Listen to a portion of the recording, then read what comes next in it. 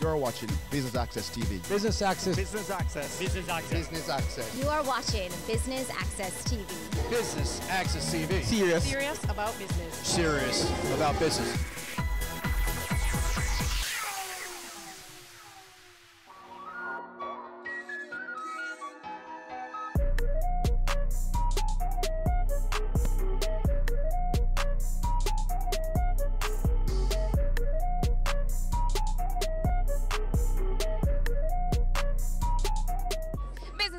TV is here at the Guardian Group Foundation. Keep it alive 5K Kingston Night Run. Now we're here, they're getting started, they're getting warmed up. I'm your host, Amita Prasad-Webb. Please stay tuned.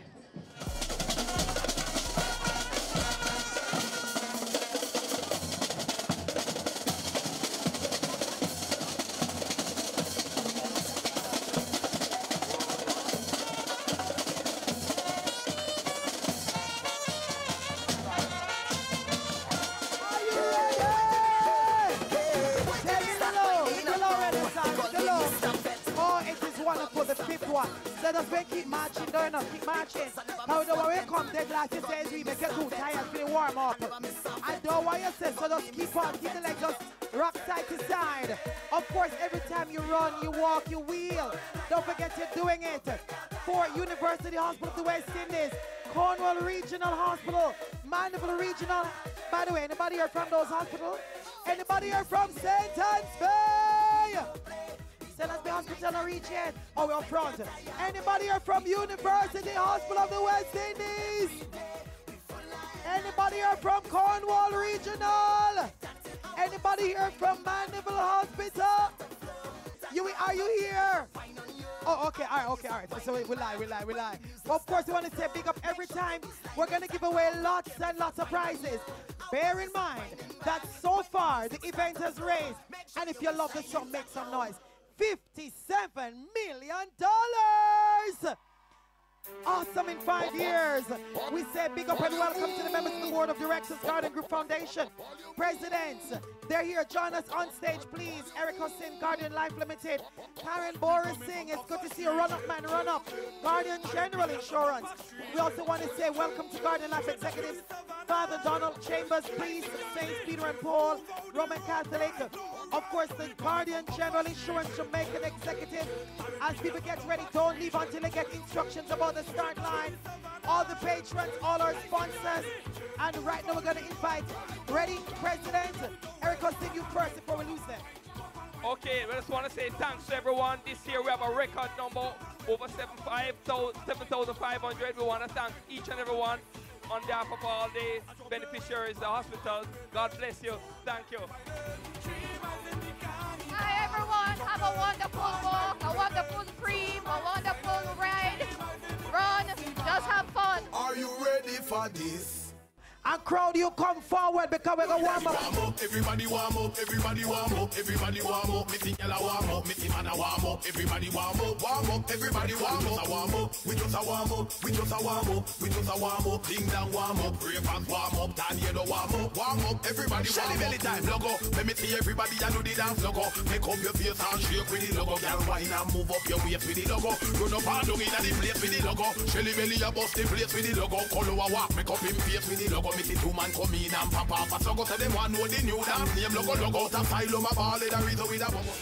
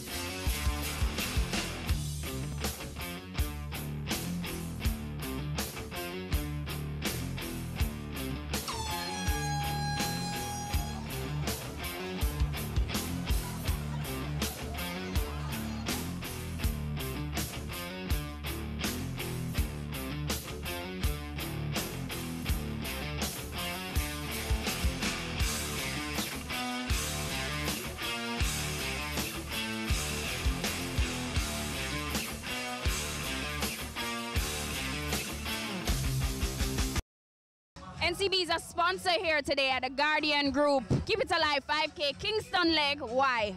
We're a sponsor because we like to give back, you know, to our community, and in giving back to the 4 hospitals through this medium, it's something that we love and we want to be a part of it, and we are a part of it for the past 5 years that they've had it.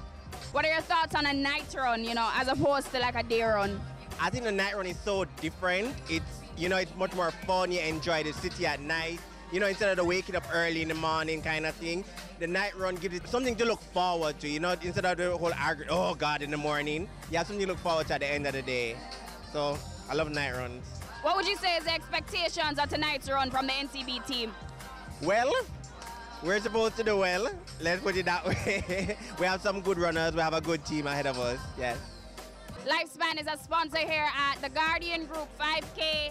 Keep It Alive Kingston leg of the run. Your thoughts tonight, and why sponsor? We've been sponsoring this run for the last 5 years. We're very happy that we've been on board from the start. It's one of our signature runs for the year. We do the Kingston and the Mobay run, and we love the cause. We love contributing to the cause, raising money and hydrating the runners. Plus, we love night runs, because even though people don't think about hydrating at night, it's really important that even though it's night and you don't feel as hot from the sun, you still keep your body hydrated. So we do our best to keep the runners hydrated and for everybody to have a good time. What are your expectations of the run tonight? Well, what we're hoping is that persons will have an injury-free run, they'll enjoy themselves, and more importantly, they'll remember the cause.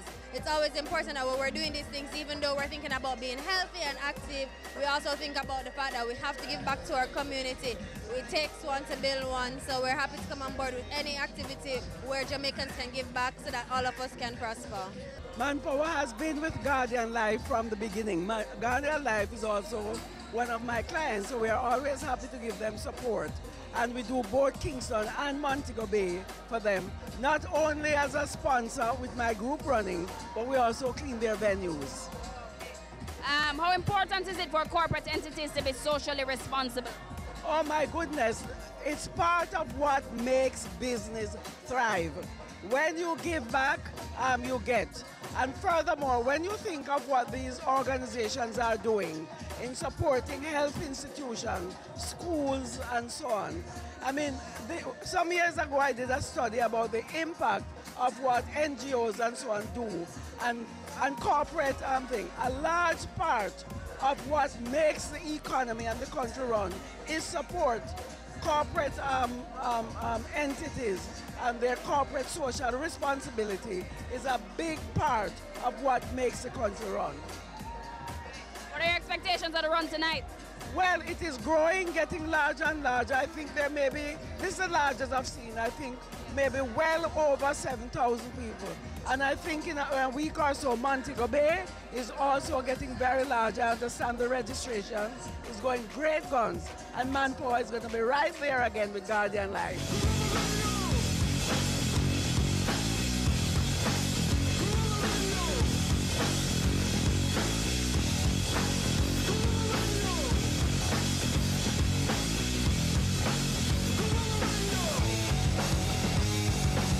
It is really a wonderful opportunity for us to be a part of the Guardian 5K night run.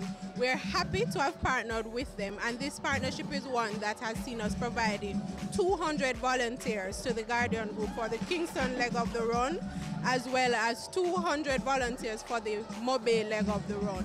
And this fits perfectly into what we do at the Heart Trust NTA as the nation's human capital development agency, where we're also focusing heavily on empowering our young people and encouraging them to give back to national development and growth. Your thoughts on the 5K tonight, how is it playing out?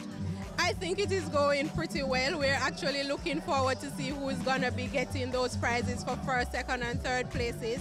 It's also wonderful to see persons coming out just supporting a cause for our hospitals and ensuring that persons can benefit from such a worthy experience. And that is what we want to promote at the Heart Trust NTA, where persons can recognize that it's not just about self, it's also about giving back. It's also about ensuring that we're working to develop people, we're working to ensure that where they are in need, we're able to meet those needs as well. So we actually endorse this event wholeheartedly.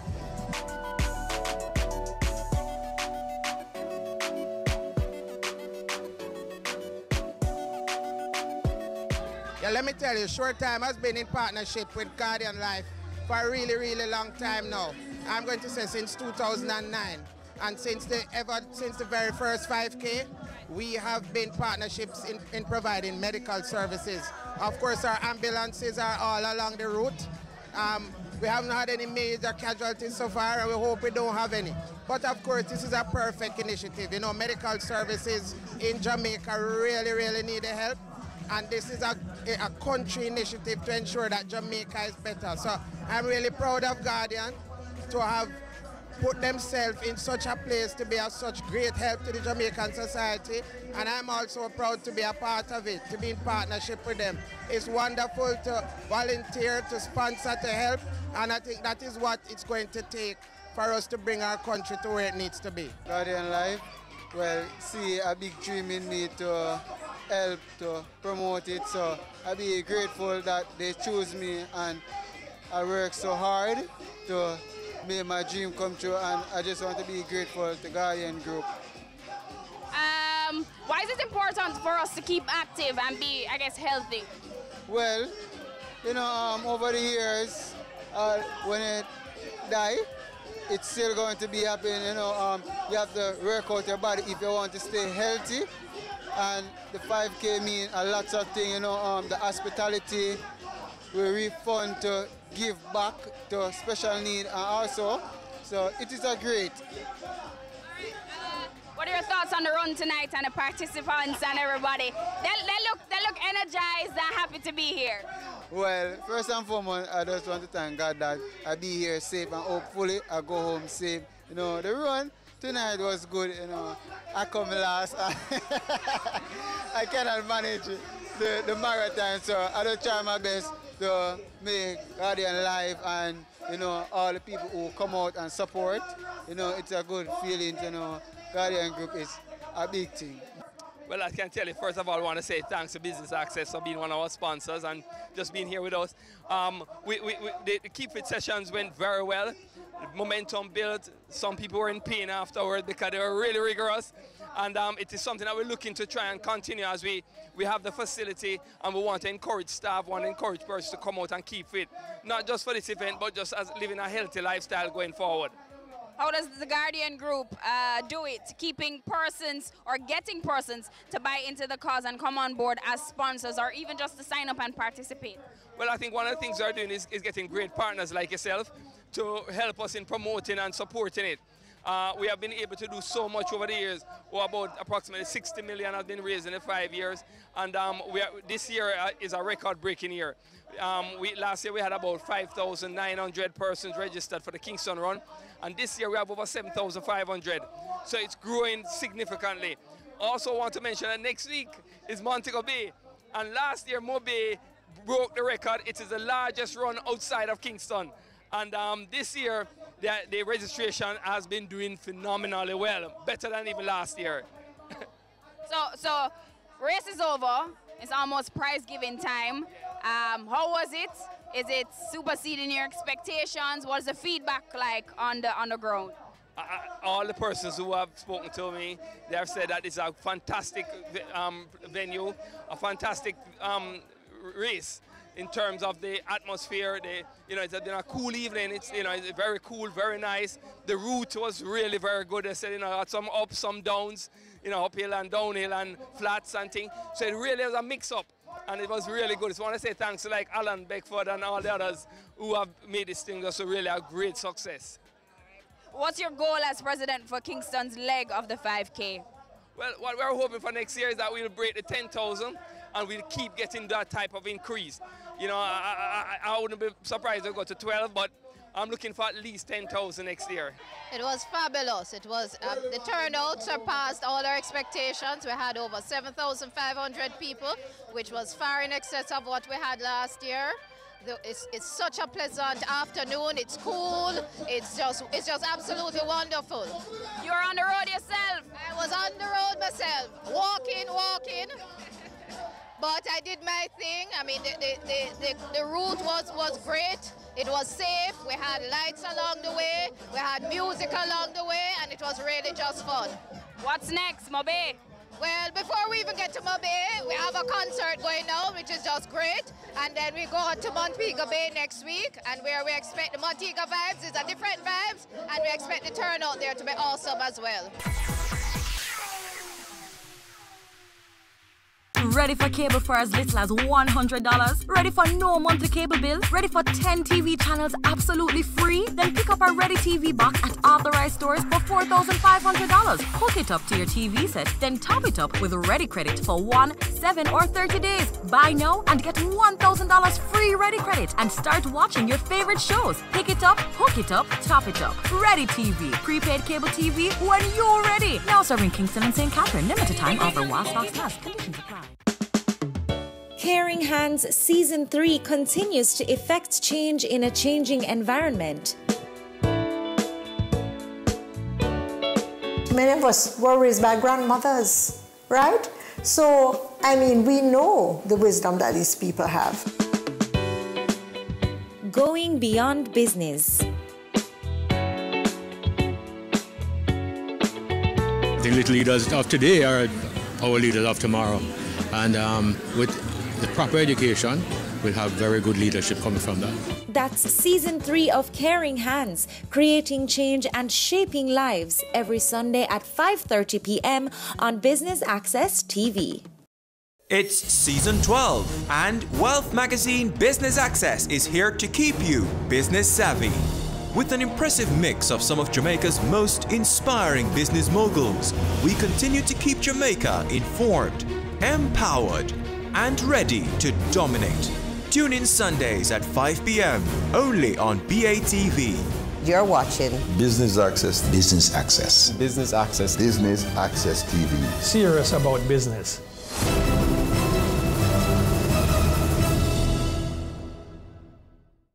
Business current affairs you can relate to. Frank, credible discussion.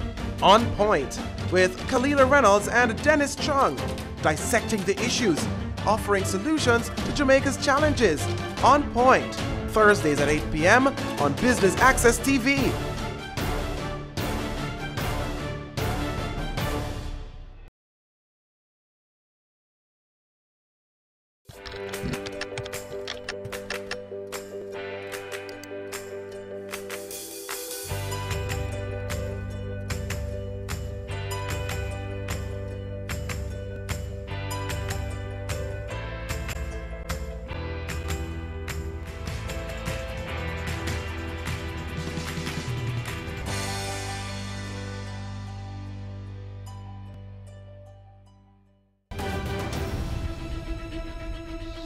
On the next episode of Weekend Business Report, selling organs just to get by. The illegal practice is leaving many scarred and broke.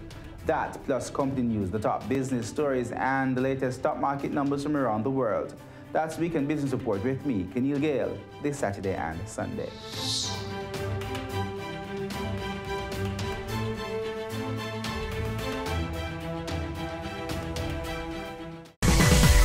Having a corporate event, seminar, awards show, conference, product launch, workshop, or expo? Business Access TV is here to showcase your event. Contact our sales department at 908-0919, 906-6357, or 908-2775 for more information. Business Access TV, serious about business. Have you seen it? It's BATV Live. Live streams of business news weekdays at 7:30 p.m. Stay on point Thursdays at 8 p.m. with our Business Current Affairs show, and Weekend Business Report Saturdays at 7:30 p.m. wherever you are. Log on to our Facebook page at Business Access TV or visit our website at batvja.com. Live and at your fingertips. Business Access TV, serious about business.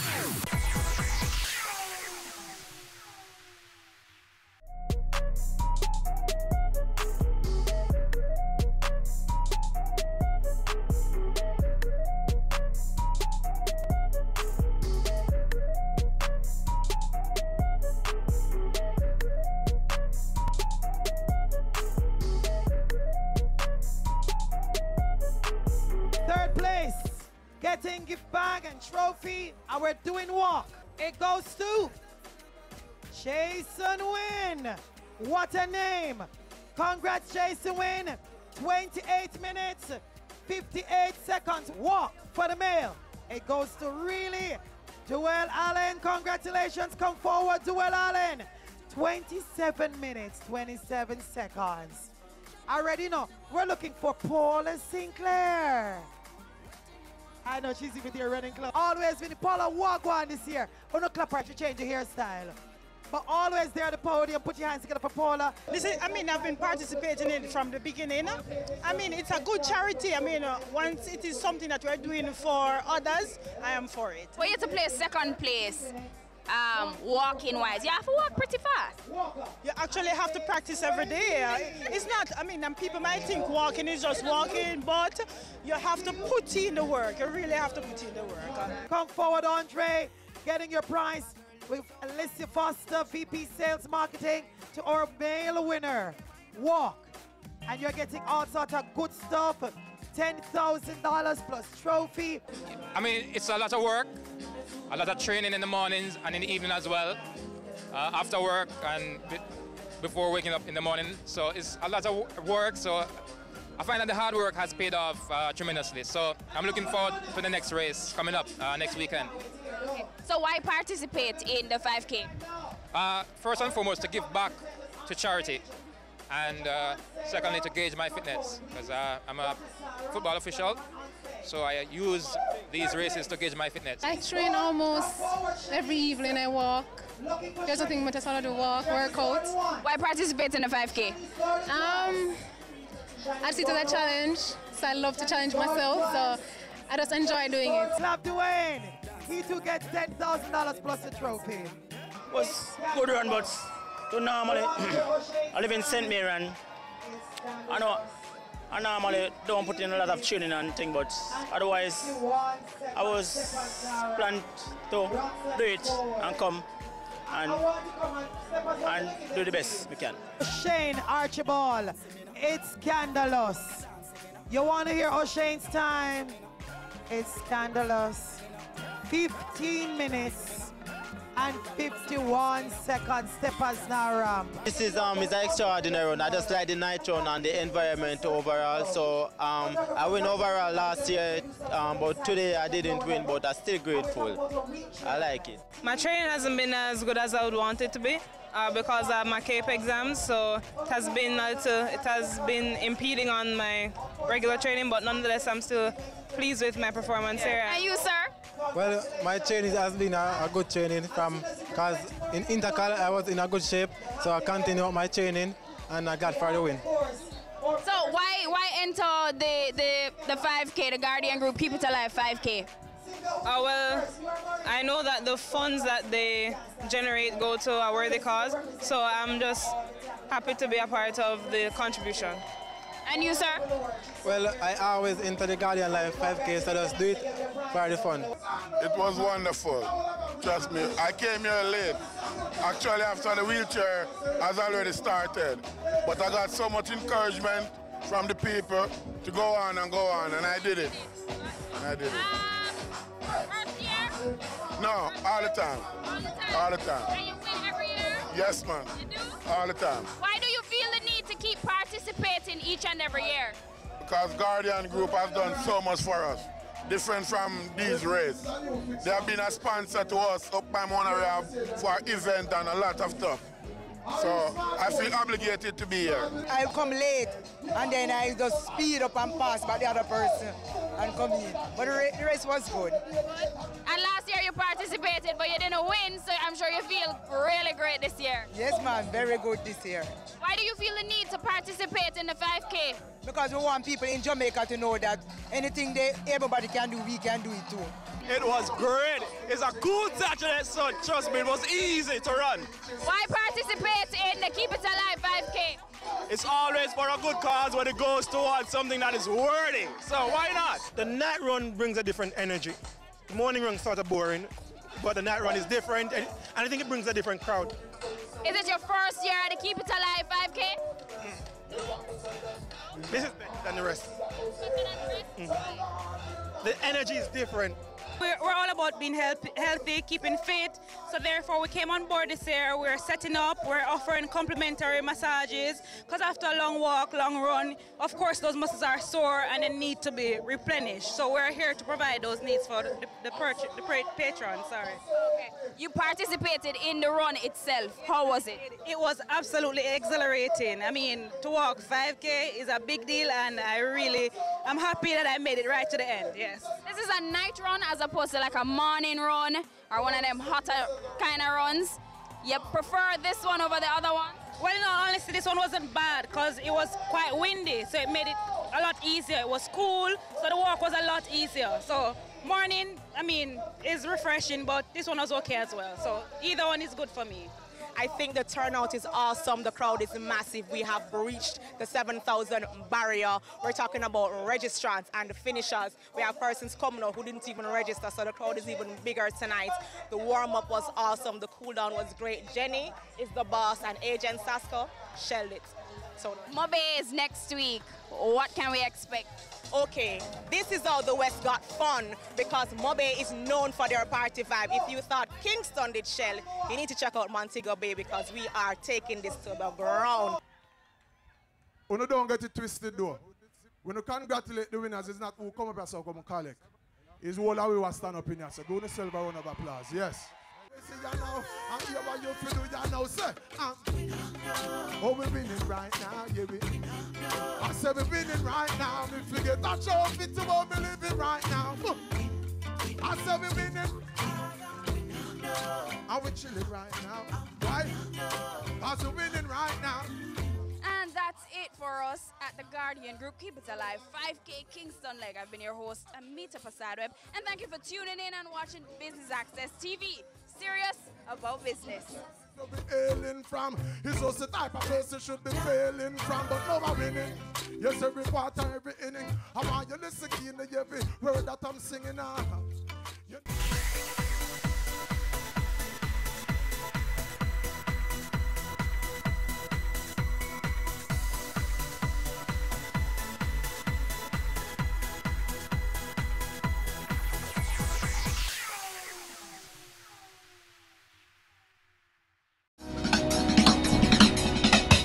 Cameo brings the creative industries to life. Highlighting creatives in different fields each week. Art. My life turns art. I breathe, I eat art. Fashion. Food. Without a customer, we're nothing but four walls. Music. Film. Cameo, only on Business Access TV. There's only one recommendation for funding that is ever going to come from me, and that is funding from a bank.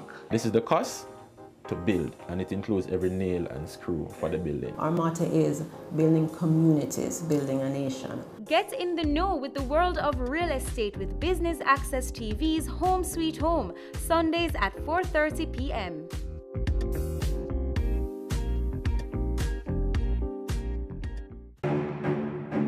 Go for God Family Church.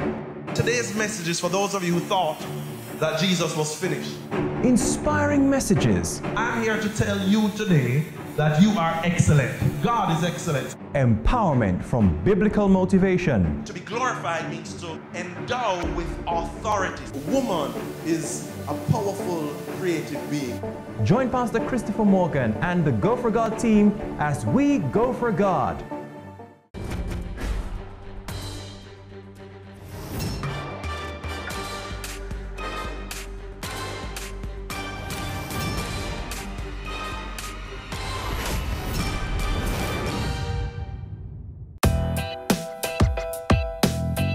I'm Richard Biles, CEO of Sagicor, and you're watching Business Access.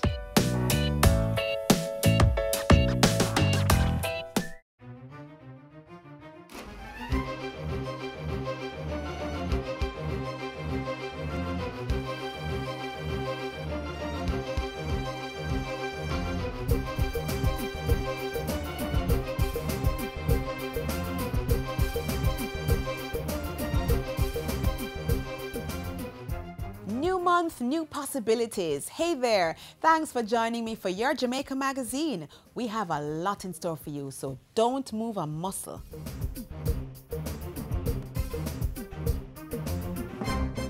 From ska to rocksteady, reggae and dancehall, Jamaica's music continues to impact the world. And this year, the 8th staging of the JIS Heritage Competition celebrates our vibrant and dynamic musical heritage. Students aged 9 to 12 enter the essay competition. Write 500 words on the topic, "How has Jamaican music contributed to the country's growth and development?" Secondary level students enter the poster competition with digital or illustrated pieces. And tertiary level participants, the photo competition is for you. The topic for the poster and photo competition is Jamaica's Music, the stage for growth and development. For additional information on the competition rules and submission requirements, visit the JIS website at jis.gov.jm. Email heritageessay@jis.gov.jm, heritage poster at jis.gov.jm, or heritage photo at jis.gov.jm, or call 876-926-3590 to 4. The deadline has been extended to Sunday, November 4. Prizes and surprises await you in the 2018 Jamaica Information Service Heritage Competition.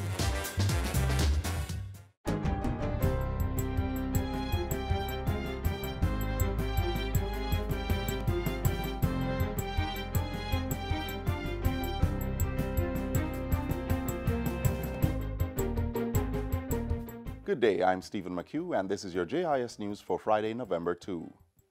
The unemployment rate in Jamaica reached an all-time low of 8.4% in July this year. The Statistical Institute of Jamaica, Statin, is reporting that this was due mainly to an increase in the number of persons employed and a simultaneous reduction in the number of persons in the labor force. Data shows that the labor force in July was over 1.3 million persons, 1.2 million of them being employed. The number of males employed increased by 5,900 to 681,800, while female employment jumped by 6,900 to 544,600. The House of Representatives has approved a resolution calling on the United States government to lift its economic and trade blockade on the Republic of Cuba. Attorney General Marlene Malahoo Fort tabled the resolution on Tuesday. She argued that the over 6 decades-old blockade was the most unfair, severe, and extended system of unilateral sanctions ever applied against any country. The Cuban government also believes that the blockade constitutes a massive, blatant, and systematic violation of the human rights of all the Cuban people and qualifies as an act of genocide according to the Convention on the Prevention and Punishment of the Crime of Genocide of 1948. Among those supporting the resolution was opposition leader Dr. Peter Phillips. This blockade is contrary to international law, and if for that reason alone we should object. The U.S. economic and trade blockade on Cuba has reportedly resulted in accumulated damage in the region of over $934 billion. Police Commissioner Major General Anthony Anderson says while the Jamaica Constabulary Force welcomes the downward trend in murder and major crimes against children, it is still not satisfied. On Wednesday, the JCF revealed that 353 major crimes had been committed against children since January. This is 128 fewer than in the same period last year. The data also shows that 38 children were murdered, 10 fewer than 2017 figures. In response, Major General Anderson says the police will continue placing high priority on the safety and well-being of Jamaica's children. Meanwhile, the head of the Center for Investigation of Sexual Offenses and Child Abuse, CISOCA, reports that several perpetrators or suspects have been arrested in these cases. Superintendent Charmaine Shand says 20 of the 38 murder cases have been cleared, and active investigations are ongoing into all other reported cases. Still on crime, the National Security Ministry will be implementing additional behavior change initiatives for youth in schools and at the community level. Portfolio Minister Dr. Horace Chang says this includes a value-based program which will be launched shortly. This program is designed to restore respect and value to socially neglected and deprived individuals. There will also be increased efforts to implement violence prevention and conflict resolution, education, training within our schools as a means to address maladaptive behavior of students, then aim to reduce out-of-school suspension, dropouts, and therefore improving chance for completing their education. Dr. Chang was speaking in Parliament on Tuesday. He said the success of these initiatives was crucial to reducing the likelihood of youngsters becoming engaged in delinquent and criminal acts or becoming a future victim of crime. Ground has been broken for the construction of the Browns Hall Health Center in St. Catherine.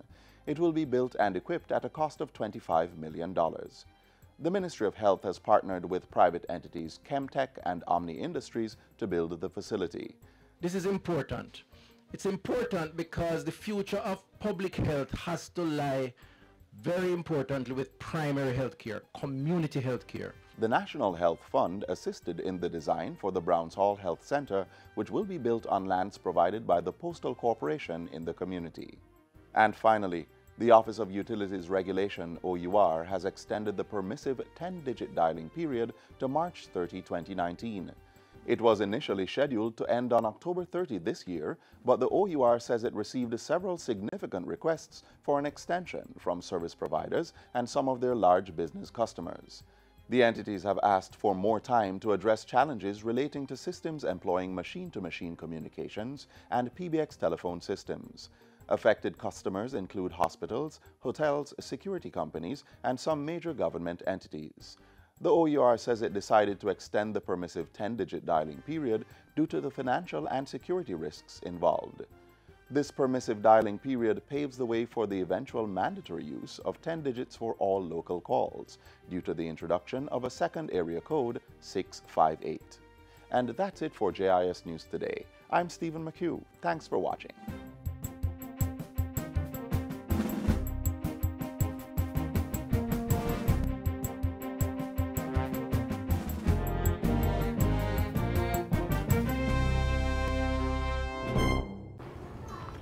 What about me, Jay? No go to general, no school, no work, no nothing. Check this out. Maybe it can help you. There's some me. Are you between 18 and 24? Have you dropped out of school to look for work?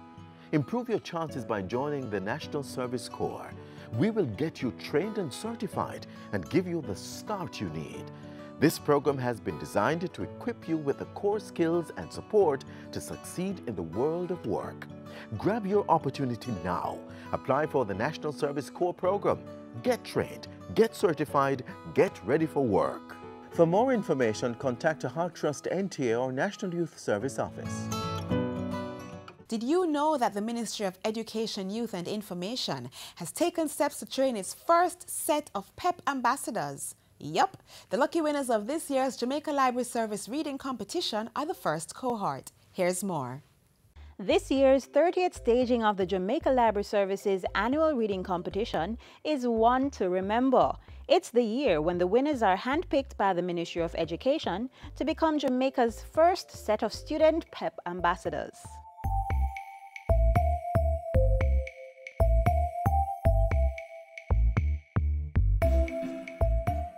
Marsha Malcolm, Kadian Anderson, Eliaja Harris, Shakwana Ojedukan, and Daniel Lyle. These are the 5 reigning champions of the Jamaica Library Service Reading Competition. The National Reading Competition is a reading program that the Jamaica Library Service has been doing for the past 30 years.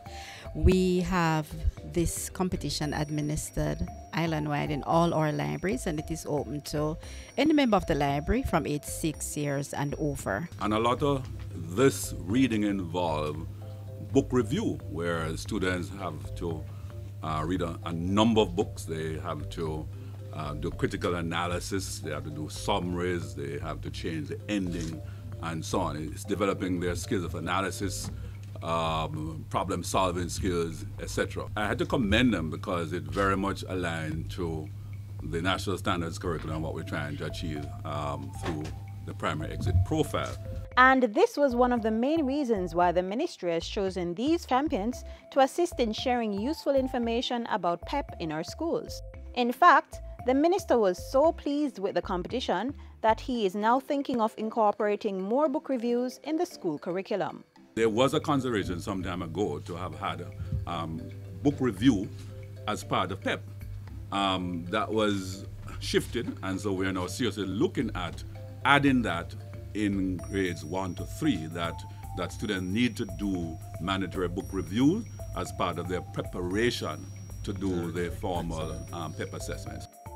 But how will the ministry ensure that these students are equipped with the knowledge and information to be outstanding PEP ambassadors? There will be a specific coaching training session that will be conducted with these students so they understand the nature of the questions, how they can guide other students, what other little activities they can do in terms of groups and so on. So they will support, and of course they will get feedback from students as well, and they will feed it back to their coach within Jamaica Library Service, and together we see how we can ensure that those areas or concerns that they raise are also addressed.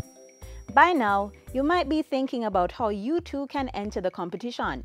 If so, go for it. Applications will open again pretty soon. It's administered annually. It starts in March each year, and it runs for 6 months from March to August. So anyone can walk into our libraries island-wide. We have 117 libraries across the island.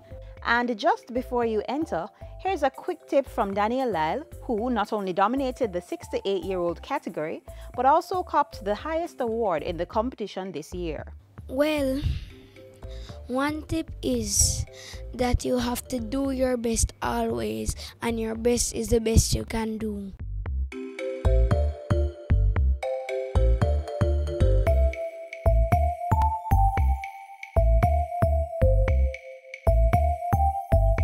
Mommy? Yes, Zoe? Can we read this book? It will only take 10 minutes. Sure, sit down. Every spring, Madame Angel Wing arranges a... Do you have 10 minutes? Read with your child today. Reading with your children for just 10 minutes each day helps develop their language and listening skills, stimulates their imagination, and expands their understanding of the world. So, start reading with your child today. As you may know, Youth Month started yesterday, and as customary, we will be sharing useful information and encouragement to our nation's youth. To start things off, listen now to the life-changing story of this young man.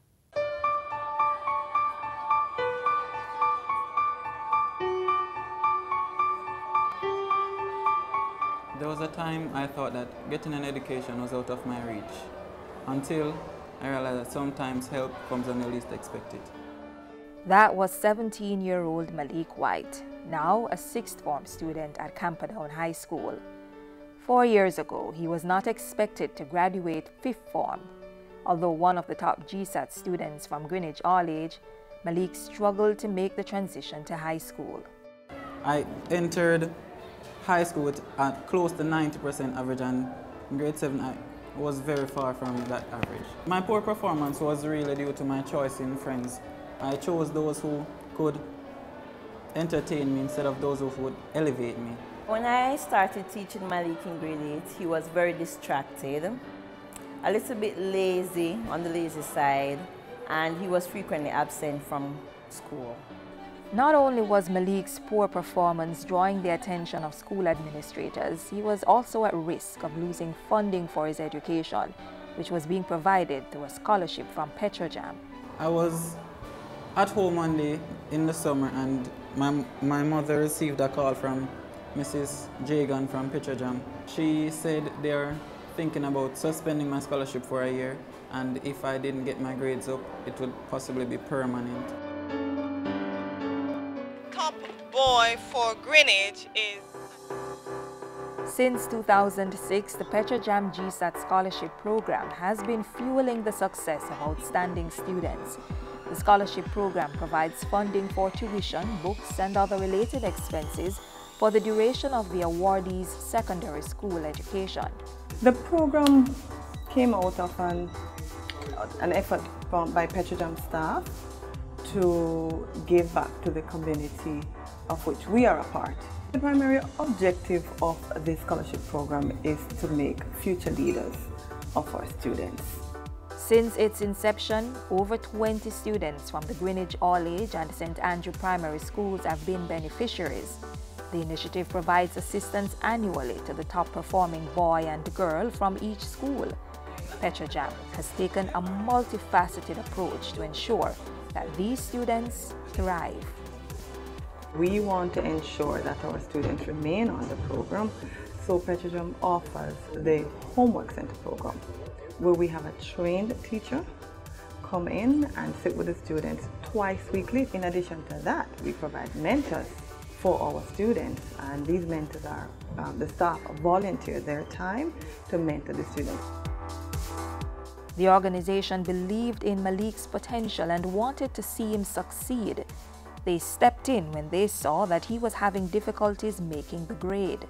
It was more mandatory for me to attend the homework program because for the entire grade 8 year, I didn't attend the homework class at all. Malik was also matched with a mentor who could steer him in the right direction. Neil Scott is, to say a mentor, he would be understated, and as such, I believe in more calling him a godsend. I try to find out exactly what's going on with him, what's going on with the schoolwork, is he making the grade, if there is any lapse, you know, we try to see what we can do to ensure that that is resolved so he can continue to do exactly what he wants to do. I had to let go of some of my friends because they were not at all influencing me positively. I ensured that anything that I could do to possibly better my grades, keep my scholarship, maintain the average, I would have to do. Sacrifices had to be made, and I made them. He started taking interest now in his work and in himself. Whenever he was going to be absent or from a class, he would let me know, and if he was absent, he would come and say, "Miss, what did we do yesterday, or what did we do at class?" With his diligence and the support and guidance provided by Petrojam, Malik was able to retain his scholarship and in 2017 was named valedictorian of his graduating class. Petrojam is a true believer in helping young people to achieve their fullest potential, providing financial, educational, and emotional support to help dreams become reality. The program really changed their lives. They are exposed to another side of life. I would have never made it this far if not for the help of Petrojam.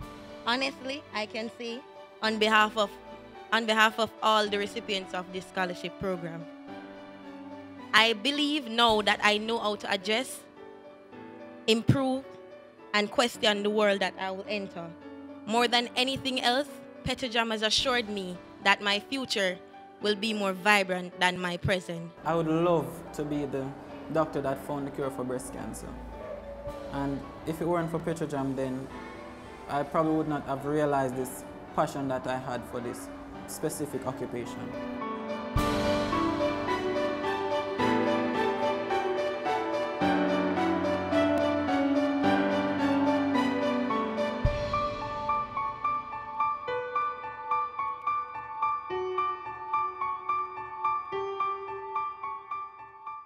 The National ID system will register your picture and fingerprint. It will not need an iris scan unless you don't have a fingerprint, and will only take a footprint if you can't give an iris scan or a fingerprint. This will help people with disabilities to get a national ID. NIDS is about inclusion, not exclusion, protecting the rights of all Jamaicans. Get the facts at nidsfacts.com. I was yearning for success so much that it brought me to the wrong route. I was actually incarcerated because of my actions, and that is where I got into sewing, because I had to do something to make up for the time and to keep myself active. So this program, I heard about it as soon as I was released in May 13. So it was my ray of hope. This is my change. This is my way forward. So I come with all zeal and tenacity to go forward. Cressy Ray is just one of the thousands of Jamaican young people whose lives are being transformed because of their engagement in the Prime Minister's Housing Opportunity, Production and Employment Hope program.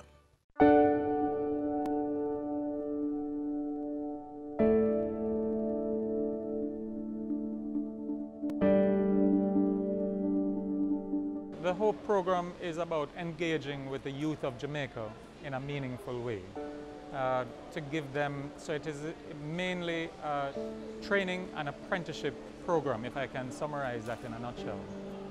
It involves engaging young persons through, firstly, values and attitudes, or what I call core skills training. Then it gets into a skills training, a very basic skills training, and then get them to serve as an apprentice for up to 1 year, honing the skills that they would have learned. And that is exactly the course taken by the Hope Garment Construction Corps at the Heart Trust NTA Garmix Academy. The first phase was 2 weeks of what is called core skills training. Basically life skills training, different areas where they were taught life coping skills, punctuality, how to dress for work, how to manage their emotions, things like that. I deserve the best things that life has to offer. They were taken into the machine operating training, where the 100 were placed in 4 groups of 25 with 4 instructors learning to sew. The final phase will be going into production, where they will actually start making the shirts for the other persons. And you will see from the display we have over here that they're actually making shirts now.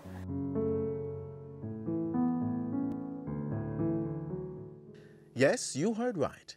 These students are actually making shirts for the over 15,000 participants of the HOPE program.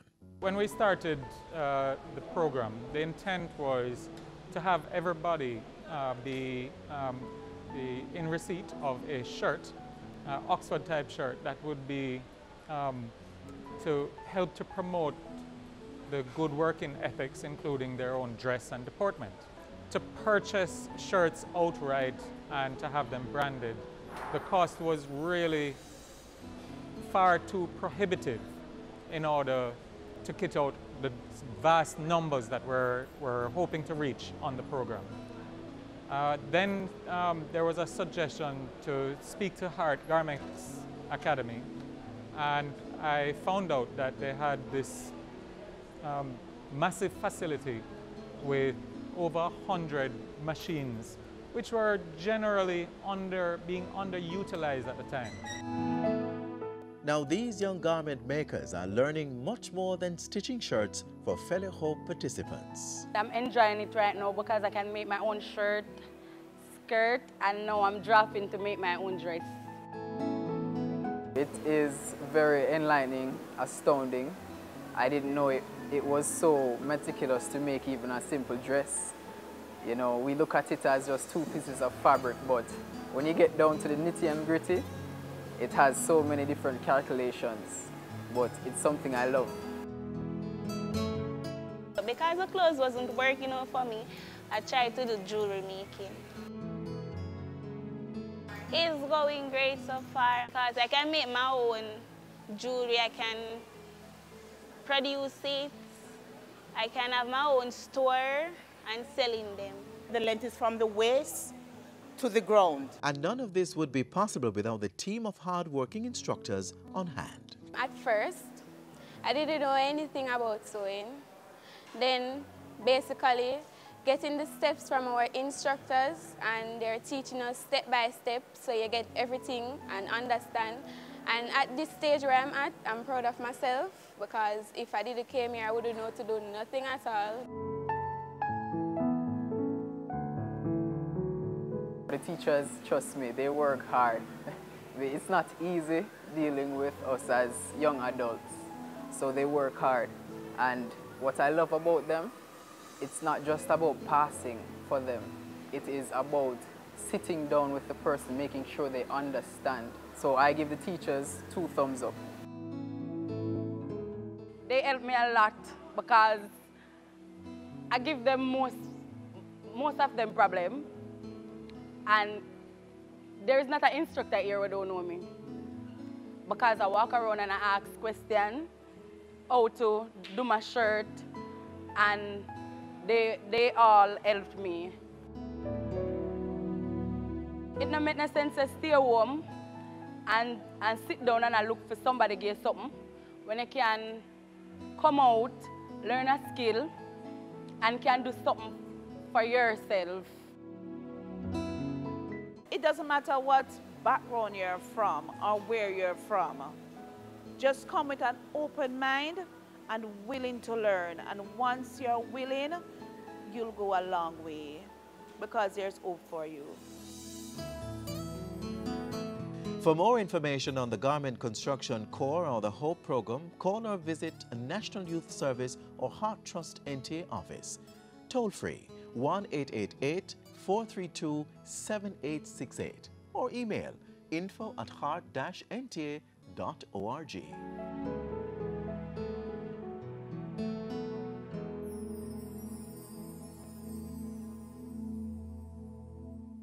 The Child Protection and Family Services Agency recently paid a visit to the Glen Hope Nursery and a Place of Safety in Kingston with one mission in mind: to treat the children to a yummy, colorful and balanced breakfast.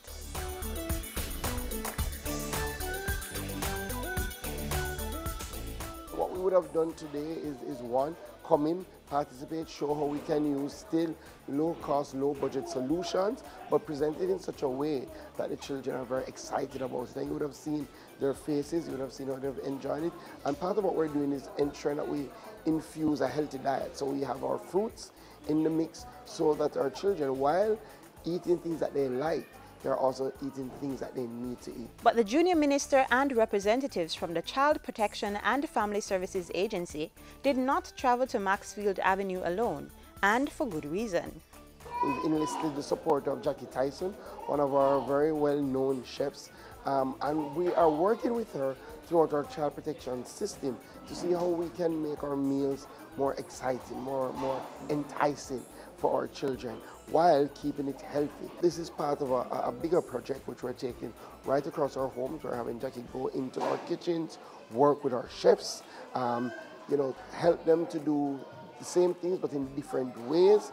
We're also looking to upgrade our kitchen facilities right across our system, and we're doing this for both public and private homes. And we would have started this mission from last year, where what we're doing, bringing in the experts to look at things like decor, color, how does it make the child feel, and definitely nutrition. And what's the message that the ministry hopes to convey in carrying out this mission? One of the things that is important for everybody to know, children in homes that have parents and children who have come into our care, that really there's no difference between our children.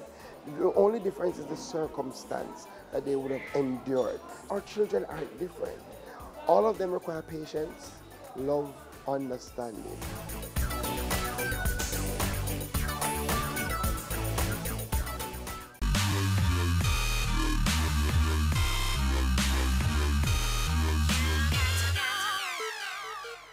I'm Audrey Williams. Thanks for watching.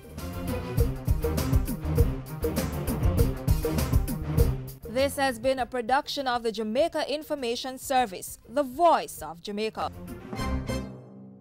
As the end of the year draws nigh and the celebrations begin, let us add some magic to the festivities with our BATV Christmas mix. Why settle for blah when you can have fa la la la la? 60 advertising spots, 10 cross spots. This $1.6 million package is all yours for only $45,000. Don't wait. Contact our sales team today and take advantage of this incredible offer. Our gift to you, BATV Christmas Mix. Offer valid until December 31, 2018.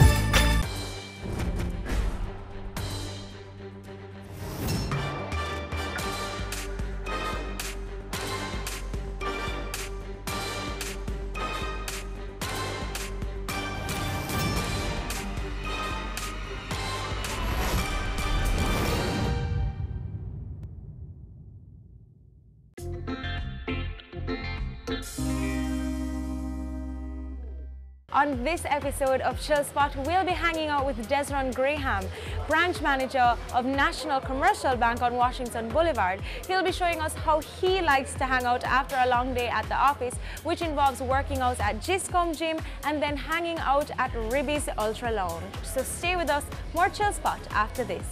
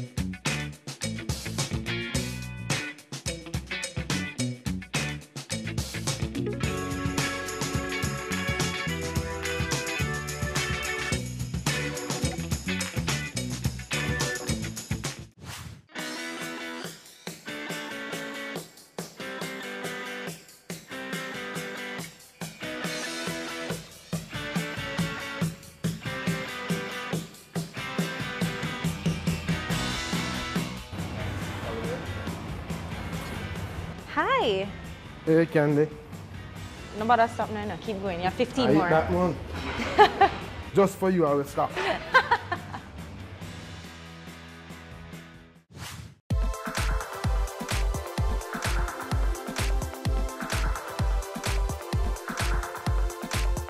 So Desron, tell me about Giscom and why you choose to work out here. I just like the atmosphere. It's probably one of the biggest gyms in Kingston, certainly. As you said, the rooms are very spacious. I don't have to fight to get the equipment to use, so it's pretty chill. Nice set of people that come here in the evenings. How long have you been a member here? I've been here for about approximately 2 years. Oh, okay. Yeah. And how important is health and wellness to your lifestyle? Is it a big part? Certainly over the last 2 years. I mean, one evening I was going home and listening to our radio program, and I heard a doctor said that 2 in every 4 Jamaican men are obese. That was shocking. The next day I was in the gym because I refused to be a part of that statistics. So from then, it has just become a lifestyle. I mean, once you're healthy, you can conquer the world. And about how many times a week do you work out? At least 4 times per week. 4 times? Yeah, at least 4 times per week. So we're going to be working out today. What exactly are we going to be doing? Yeah, man, I'm going to get you ready for the Olympics. So with the help of my trainer, DaCosta, we're going to get you ready. It's okay. Right? I think the qualifications have passed. No, man, it's coming up in July, man. So you're ready, man. It's in June. So you'll be ready. You'll be ready. So we're going to do some pec flies. We're going to do some pull-ups. We're going to warm up first. I can't pull up. Don't worry. We'll get you up there. All right. So we're going to do some pull-ups. We're going to do some curls.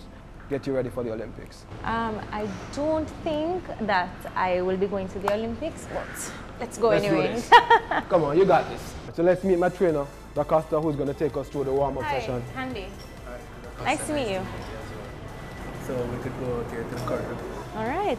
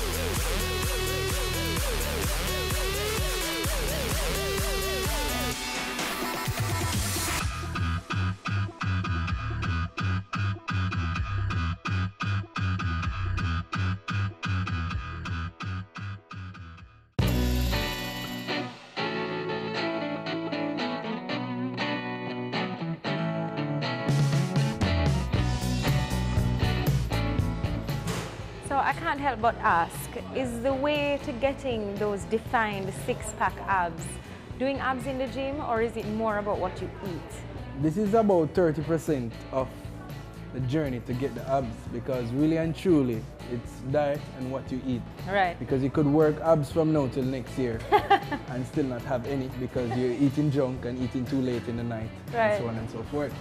Okay, and what about legs? How do I get my legs to be toned? Is that about my eating as well? Not necessarily. Okay, I didn't think so. I would advise to work legs more than one time for the week and have both a heavy and light day. So one day you go as heavy as you can, as well as for the light day you go light and do as many reps as you can. Okay, and how important are my cheat days? Sorry.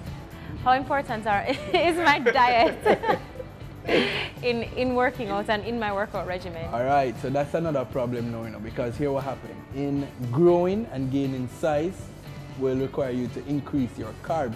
Right. And in increasing the carbs, meaning that more than likely you're going to develop a tummy. Okay. So you have to try and balance it. both Okay. of them.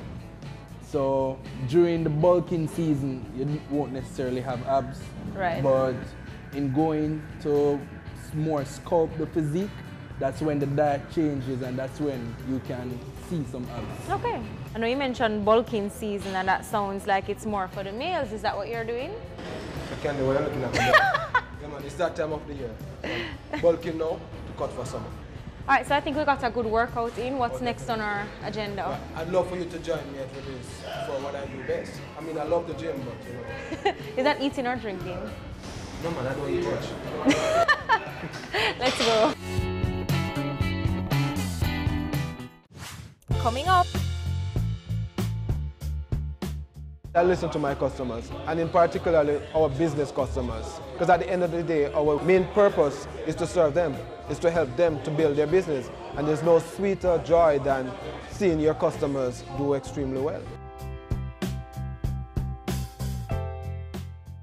Home is where all the sweetness, silliness, and beauty of life happens. Discover your style and express yourself with furniture from the Ashley Furniture Home Store. Visit any of our 2 locations at Ligony Kingston or Fairview Montego Bay. Find the most exquisite range of furniture in varying styles to suit your needs. So tell your story with elegant and affordable lounge, bedroom, dining pieces, and more from the Ashley Furniture Home Store. Here at Ashley, this is home.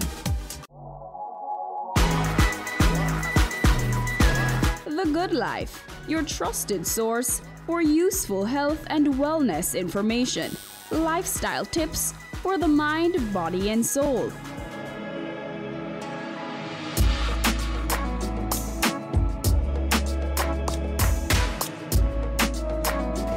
Tune in Tuesdays at 8:30 p.m. on Business Access TV.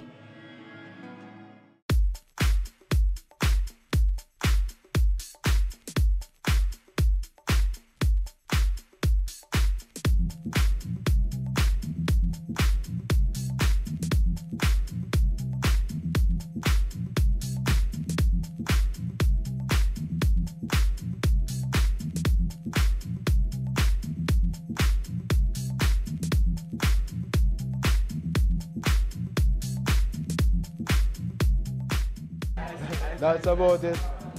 Hi again, gentlemen. Hi, Candy. Hi, good to see you. Thanks for joining me. I see we have another guest. Yeah, man. Hi. Candy, sorry. Jason. Hi, Jason. Nice to meet you. Hi again. All right, your time up.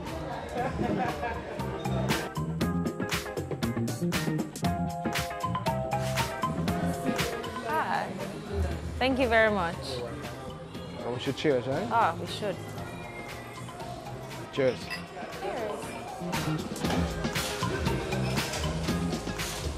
Okay, so you're the branch manager at NCB. How did you first get involved in banking? As a child, probably about age 9 or 10, I used to go to the bank with my aunt and I was fascinated with the way the tellers were counting the money. Yeah, man, I would just stand up in awe and look at them counting the money and I knew from there and then that, listen, this is what I want to do, you know, and rest is history. And what has the journey been like for you to branch manager? Have you worked in any other branches? 18 wonderful years with the National Commercial Bank, of course. I started out as a teller, just where I wanted to, you know, but I moved my way up. I worked as a credit officer, where I did well. I served also as a business banker, where I did for about 4 or so years, where I did extremely well, was always in the top 10 in NCB. Then I moved on to be a manager's assistant in charge of the credit department. And then I got my big break later on to branch manager of the Red Hills branch. Then after that, I moved on to the Washington Boulevard branch, where I've been for the last 2.5 years. And it has been really, really great.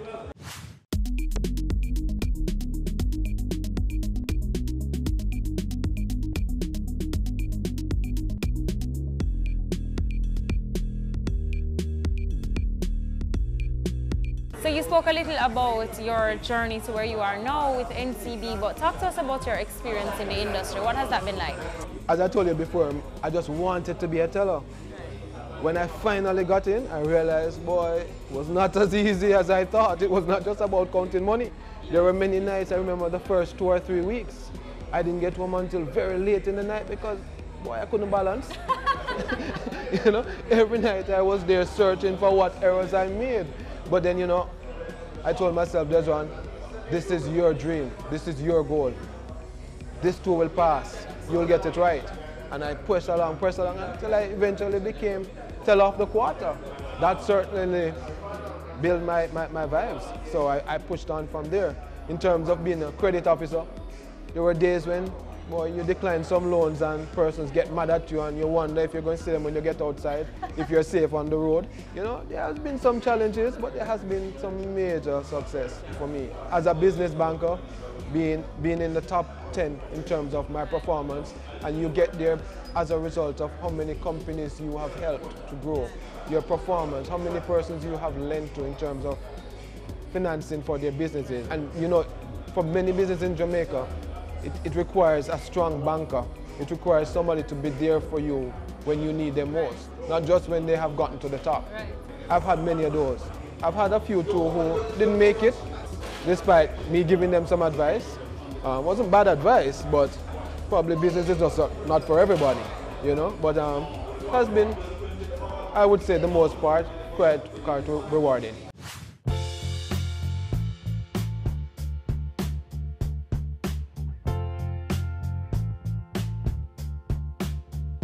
How would you describe yourself as a leader? Are you very strict? Are you very hands-on? Are you kind of lax? It's a combination. I'm very hands-on.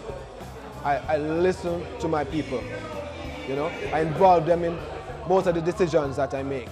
I take into account what they think, how they would want to see things done, you know. And I find that that works for me. But I'm very, very hands-on. You know, I spend a lot of time in my banking hall, listening to my customers, seeing how they see us through their eyes in terms of the service that we deliver to them, how we could make it better for them. All right, so let's talk a little bit about the financial sector and the banking industry that you're in. How easy would you say it is for persons to do banking in Jamaica? I still believe we have a long way to go. We're not there yet. We're on our way, but we're not there yet. There's still some red tapes. There's some things that could be much easier done, you know? Like, for example, online banking. Could be a little bit easier than it is now, certainly, compared to the first world countries in terms of opening accounts online. Certainly at NCB, we are there, you know, but it has taken us a while to get there. So we're getting there, but there's still a lot of red tapes. There's still a lot of things that we can do differently, can do better, but we're making the steps at NCB, and certainly I'm happy for that. How would you see yourself affecting any change in this banking and finance industry? By the fact that I listen to my customers, and in particular our business customers. So I have a good knowledge of what is going on with them. What is it that they would want us to do for them? Because at the end of the day, our main purpose is to serve them, is to help them to build their business. And there's no sweeter joy than seeing your customers do extremely well.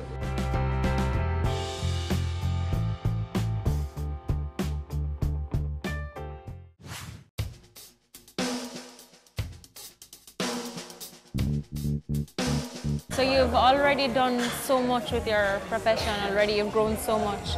at NCB. What goals do you have for yourself professionally for the future? Oh, there's so much more to achieve, Candy. I definitely want to see myself in the senior executive team of NCB, where I can help to drive the growth even more, help to make the major decisions going forward. So, you know, I want to be in the top. I'm far from where I want to be. I'm on my journey. That's almost admirable that you're so far ahead, but yet still you want to go even further than you are right now. Oh, I have so much more to offer. And I believe that in time, once you put the work out, the reward will come. Okay. What would you say drives you to succeed as a young person in business? When I see people do well, when I can say that this business started out with me, when I can say I helped this person to achieve his or her dreams, there's no sweeter reward. Maybe it started out with me. Right. Yeah. I was here with them, I was a banker from day one. You're one of the founding fathers. Oh, definitely, you know. When they told me, boy, we need you to be our bankers, I jumped at it, you know, so. This is one of my many success stories. I have many customers who started out with me from day one. And just by providing the kind of financial advice that I offer to them and walking them through the day-to-day running of the business, spending time with them, understanding what their vision is and helping them to put their best life forward, certainly my joy.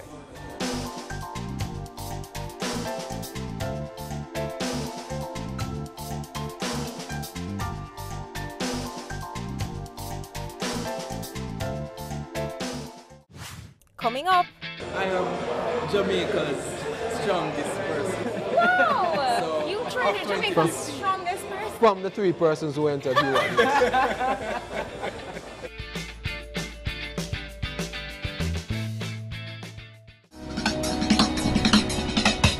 Cameo brings the creative industries to life. Highlighting creatives in different fields each week.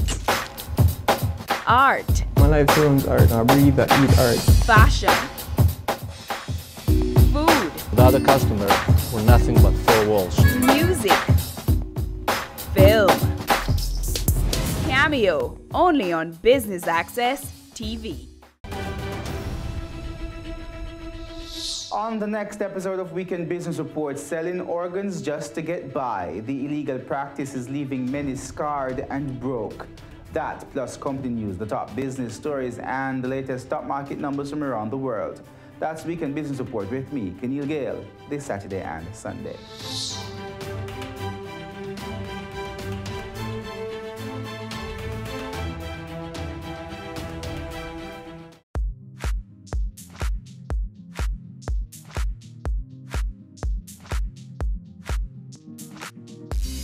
All right, so we have a new member with us now. This is? So I have Jason, I have Javon. Hi, Jason. I know we already met. Right. No, these 2 guys balance me out. I won't tell you which one do what, but there's the one who will say, let's have 2 more Johnny Walker for the road. And then the other one will say, bro, let's have some water, because that's good for your gains. I wonder who is who. You know, you need that balance, yeah? Okay, so we want to get into the personal side of you. Certainly. Talk to us about your upbringing. Do you have any siblings? Where were you raised? What schools you went to? I grew up in the best parish in Jamaica, of course, Westmoreland. Best parish in Jamaica. You can tell from even how I look, eh? Come on, best parish in Jamaica, Westmoreland. You know? I have 2 excellent brothers and sisters who are actually my role models. Which high school you went to? Of course, the best one again. Is that always the best? Well, the best one is an all-girls school. I don't think you went there. I went to a more rounded school. I went to the great St. Elizabeth Technical High School, of course. You know? The great. So you have other schools. You have, of course, you have JC, you have Andrews, and you have... What school did you go to again? That one on North Street. You know? Can't even remember the name, but I think they call it George's. No, it's Woolmans. Or Woolmans, you know? That is the best school. But here.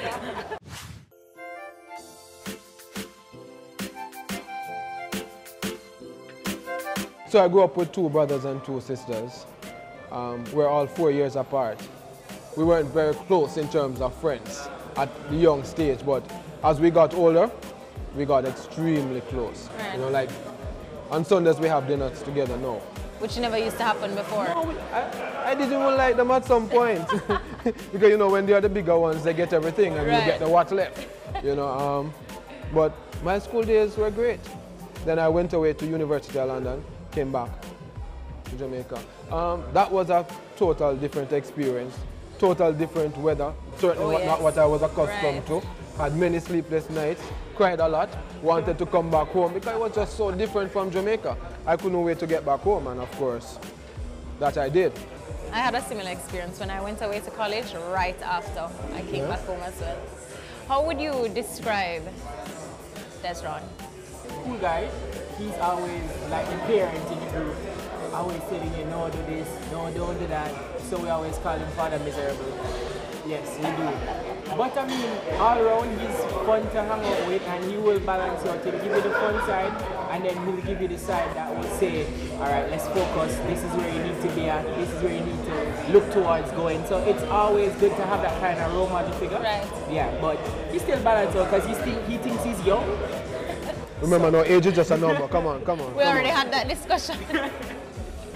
Okay, and what about you? What do you do? I'm the Spirits brand manager at Red Stripe. And how are you enjoying it? It's been wonderful so far. I mean, it's different experience. Every day is a new challenge, and you know I always welcome a challenge, so it's been nice. Okay, and how did you meet? We've been like best friends for about 13, 14 years now. Wow. Yes. I met him when I was in college, I think first year of college.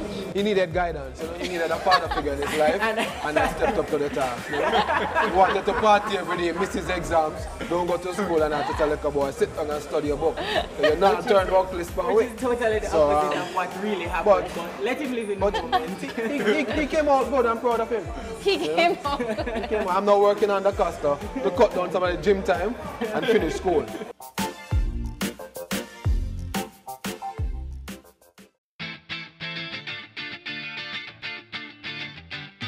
Da Costa, is that your real name? Is that your first name? No, it isn't. It's my last name. Oh, It's my real name. Okay. All right, so tell us a little bit about you. Well, really and truly, most of my life is in the gym. I compete, powerlifting, bodybuilding. Right. But, you know, one really has to have a main goal and objective, and for me that is becoming a physiotherapist, which I'm almost through and completed. So you can look forward to seeing me out there pretty soon. Tell us about some of your accomplishments with the bodybuilding competitions. Well, last year was my first year of competition. Oh, really? And I actually came first in my category. Wow. And second in juniors. And I also entered powerlifting, of which I am Jamaica's strongest person. Wow! So, you traded Jamaica's strongest person? From the 3 persons who entered, you won. Were you one? Not yet, but this year. Definitely. So you're training him to enter the competition? Of course, man, he's entering into the senior category. Senior physique. Senior physique. See, that's it. Up.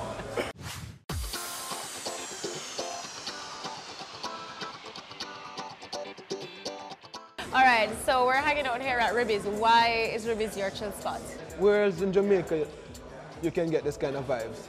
The food, excellent. The music, great. Even the liquor tastes better at Ribby's. You know? My favorite, definitely a Sunday night, big people music. Love it. But speaking of food, I'm excited about lunch. Who else is excited? Boy, I can't wait. All right, so I think I see the food coming there. Nice.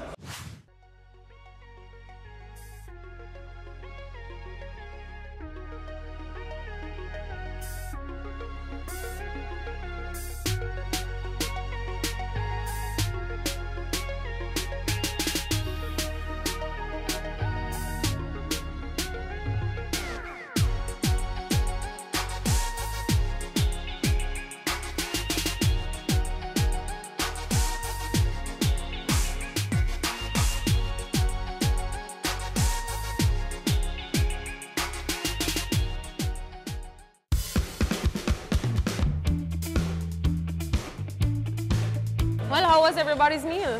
Well, my meal was good enough, but I'd have preferred some potato and stuff like that. I like it. As a gym man. As a gym person. Can't come on camera and eat anything else other than a salad, you know? I know, other than a salad. But how was yours? Mine was delicious. I really enjoyed it. Really enjoyed it. Always get it right. So do you have any other interests outside of the gym? Any hobbies? If I could travel every week, I would. I like going to different places, you know. I love track and field. I will watch track and field all day. In my head, I'm an athlete. You know, I've run a few 100 meters. But in real life? From my perspective. No, not in my head. All right. In my head, I'm an athlete. Yeah, I mean, I don't know. You know? I don't know about that because he has no hand-eye coordination, so he can't run. Save his Listen, life. I have run many 200 meters with my favorite athlete of all time, Veronica Campbell Brown Graham. In his head. In my head. In his head. We run the curves at every Olympics and every World Championship, and I can't wait to run it with her at this year. Have you again. ever met her? Yes, man. In your head?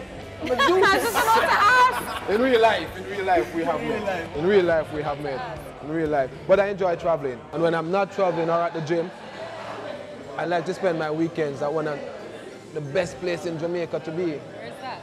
Clearly Adam and Eve Day Spa. I mean, I love to be pampered. Perfect. That sounds exotic and nice. Oh, It God. makes me want to go. I Favorite mean, place in it's Jamaica? You should check it out. You should check it out. It's very affordable. And of course, the ladies are extremely What do you get? good at what Massages they or do. you do like a pedi or a By mani the way, I pedi? love it and I do everything. I mean, I have a very stressful job. So at the end of the day, come on, after 2 drinks on a Friday night, who don't want to be pampered? Agreed, agreed.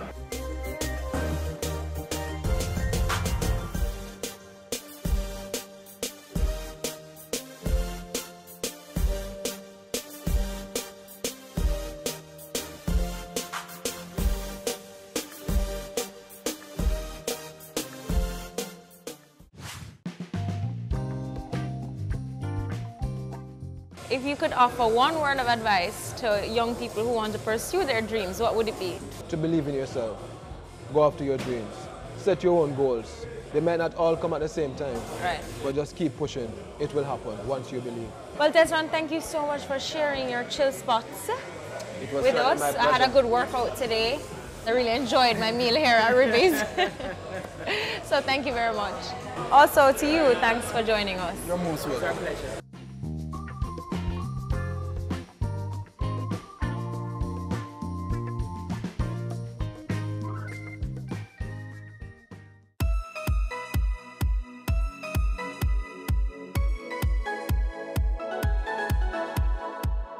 We've come to the end of another epic episode of Chill Spots, and as usual, I enjoyed all my activities and the good vibe hanging out with Desron Graham, branch manager of the Washington Boulevard National Commercial Bank.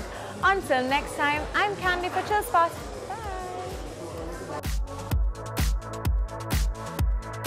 So do you have any other interests? Wow. Oh, no, interests? I have a lot of interests. Yes. Got. Working at the bank, I'm sure you do. Yeah, I know. I'm all right. If you could offer one word of advice to younger people who want to pursue their dreams, what would it be? First and foremost, believe in yourself. All things are possible once you believe. Right. Is that a line from a Whitney Houston song? Cut. No, Whitney Houston must have.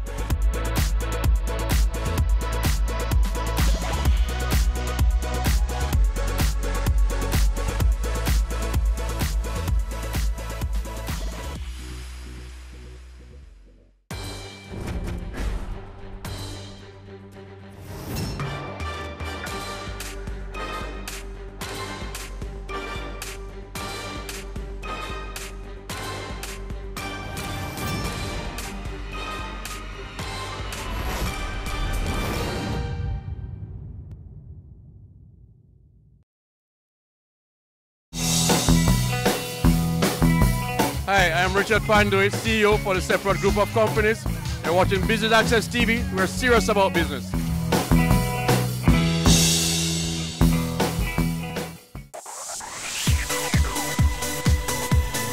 You're watching Business Access TV. Business Access. Business Access. Business Access. Business Access. You are watching Business Access TV. Business Access TV. Serious. Serious about business. Serious about business.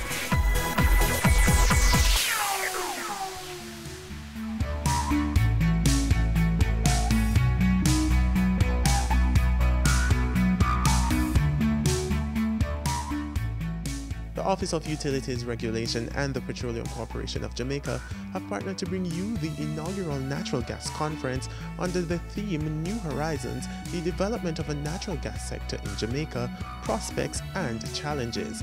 BATV is here to bring you the highlights of what promises to be an energy-filled event. I'm your host, Andrew Laidley. Stay with us.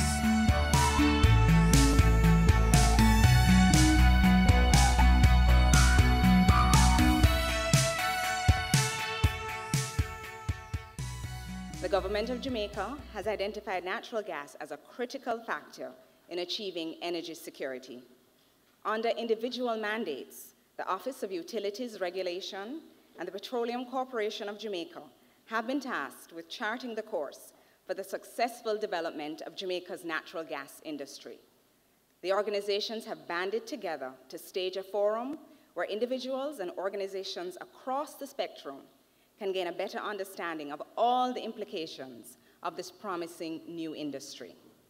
And today, we are pleased to say, welcome to Jamaica's inaugural Natural Gas Conference. It is truly a very great pleasure for me to welcome you to this inaugural conference on natural gas, being held under the theme, New Horizons, the development of a natural gas sector in Jamaica, prospects and challenges. From where I sit, I am particularly gratified to see this event come to pass. And I know that this sentiment is shared by my colleagues at the OUR and PCJ, organizations which have each in their own way been in the vanguard of energy sector initiatives and have played, indeed, a pioneering role in staging this event. The emergence of a natural gas sector in Jamaica is a development that is long overdue for many reasons. Notably, the ever-increasing global demand for energy can no longer be met primarily by fossil fuels. We must find ways to satisfy our growing energy needs that do not threaten our natural resources. Failure to do so creates the real potential for catastrophic climate change, such as more powerful and less predictable hurricanes, which all of my fellow Caribbeans here this morning will very much appreciate has already begun.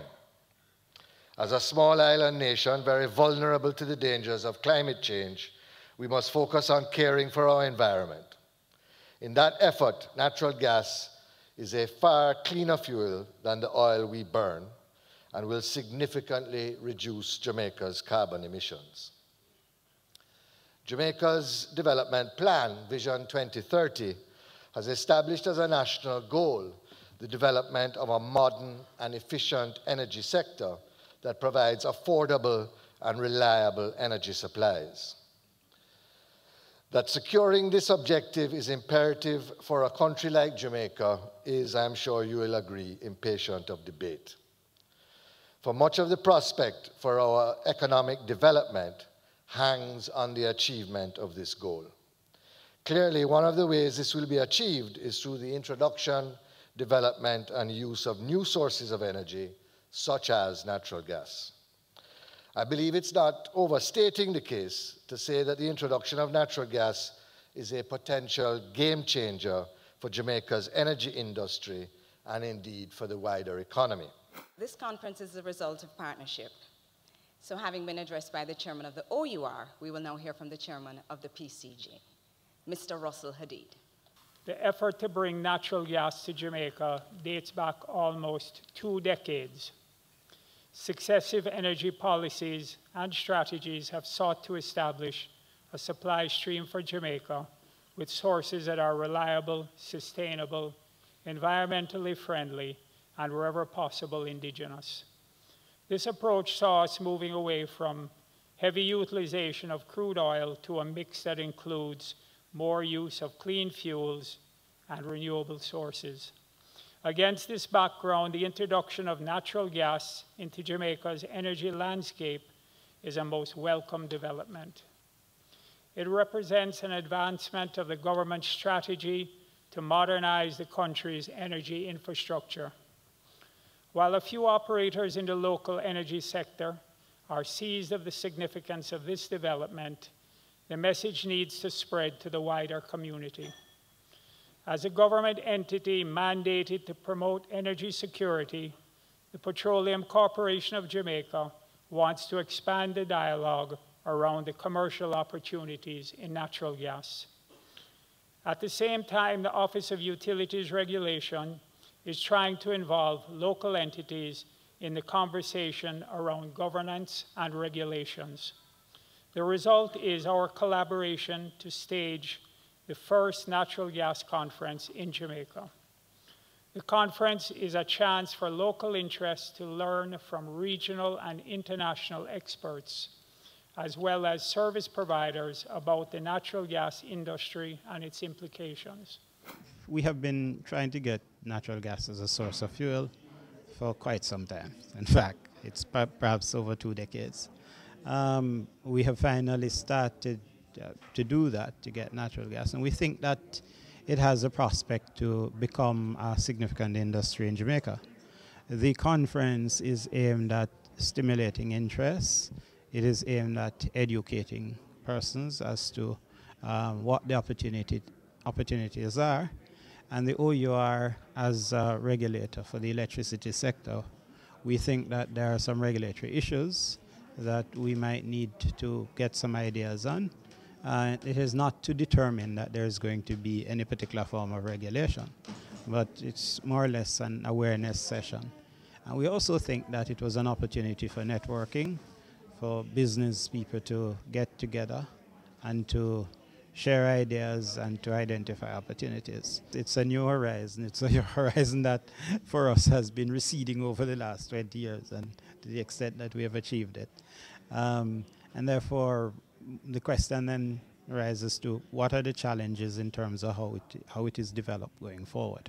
How do you ensure that what has begun, and it has begun well, that it expands and that it benefits all of Jamaica?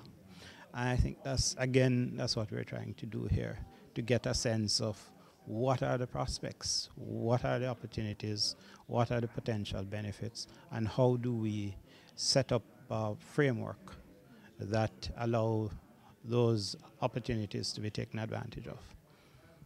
We go to a break, but stay with us. There's much more after this.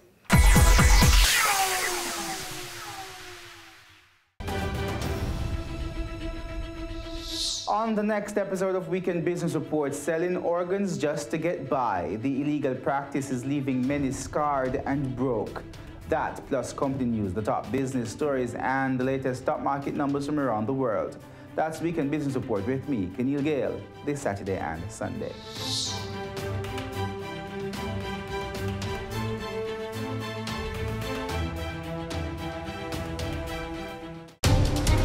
We're taking you beyond our shores, across the region and around the world.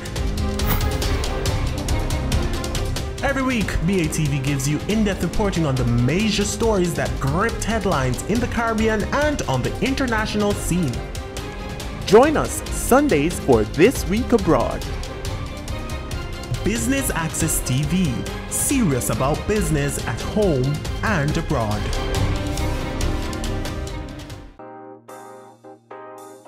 There's only one recommendation for funding that is ever going to come from me, and that is funding from a bank. This is the cost to build, and it includes every nail and screw for the building. Our motto is building communities, building a nation. Get in the know with the world of real estate with Business Access TV's Home Sweet Home, Sundays at 4:30 p.m.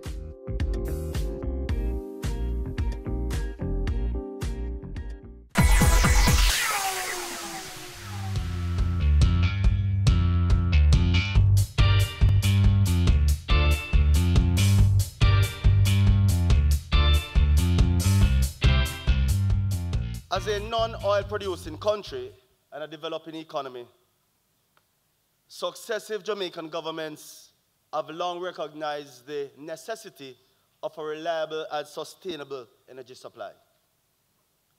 Historically, our energy profile has been characterized by an overdependence on imported fossil fuel. On average, some 20 million barrels of oil is needed annually, which can cost the country as much as $2 billion, depending, of course, on the market prices. And we are all familiar as it relates to the effects of market prices on the price of oil and how it impacts our local economy.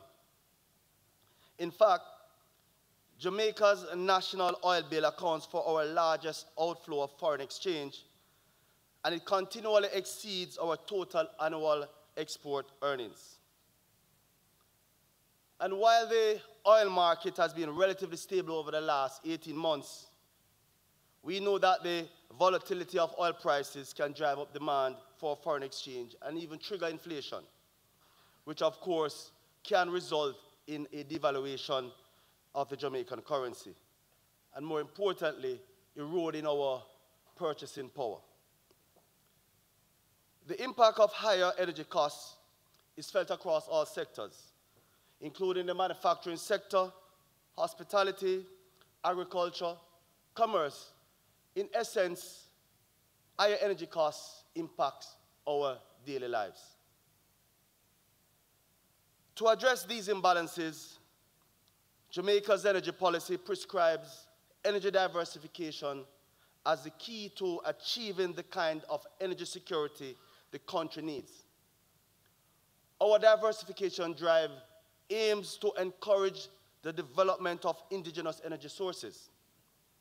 As such, we are increasing our use of renewable energy from our natural resources, such as wind, hydro, and solar. In addition to that, ladies and gentlemen, we are undertaking exploration activities to search for oil and gas in our offshore blocks. Now, while an indigenous gas supply would be our hope for the future, the reality that faces us is the need to fully utilize the affordable, efficient energy sources we have at our disposal here and now.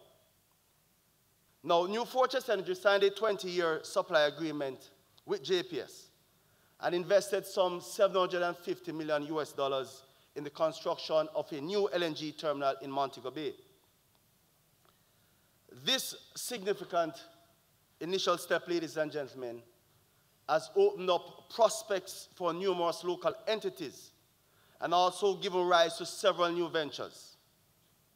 A few of the developments along this line include a new 190 megawatt gas-fired combined cycle electricity generating plant that is being constructed at Olaba Bay.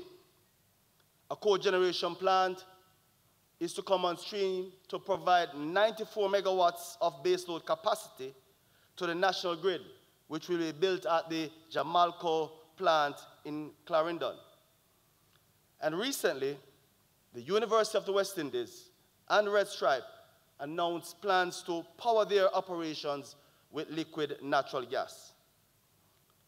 And so, ladies and gentlemen, I can confidently state that Jamaica is now open for business and investments in the natural gas space.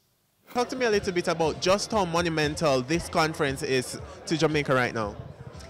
This conference sends a signal. It sends a signal to the market, both international and the local market, that we are open for business in transforming the energy sector.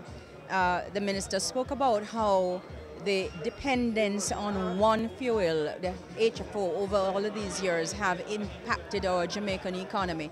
Now we're making that switch. It was a policy from 2009, and now it is being done. It's here, and there are other opportunities that are going to open up for the country both as a hub for international supplies as well as new industries in Jamaica.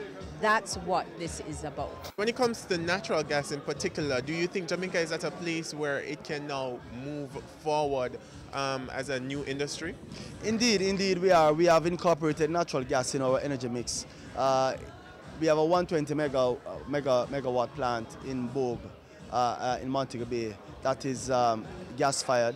We are looking. We are in the construction phase of a 190 megawatt facility out at Old Harbour Bay, and we just gave them a license to do a 94 megawatt facility, a cogeneration facility out in Jamalco. And so, with the incorporation of LNG in our energy mix, it speaks to quite a number of opportunities present itself as it relates to engineers, as it relates to persons working in these facilities, as it relates to developing a logistic hub here in Jamaica for us to be able to supply LNG to other countries within the region. And so, based on what you're seeing here, the level of participation, looking at the agenda, you can see that there is an interest in the LNG sector. Persons locally and internationally appreciate that Jamaica is at a point where we are open for business. The business climate is very much encouraging, and investors are seeing Jamaica as the place of choice to do business within the Latin America and the Caribbean.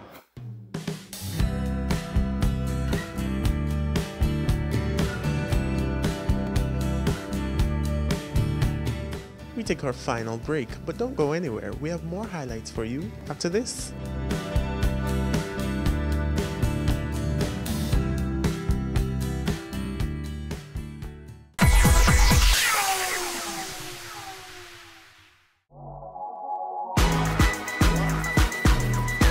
The Good Life, your trusted source for useful health and wellness information, lifestyle tips for the mind, body, and soul.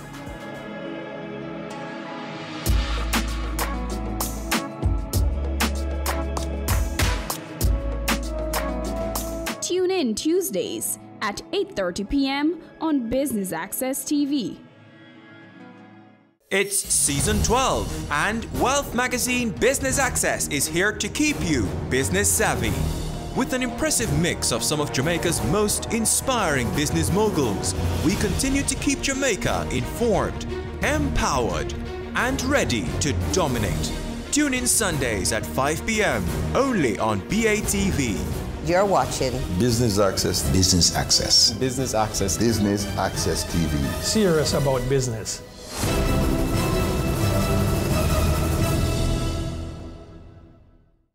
Business current affairs you can relate to. Frank, credible discussion.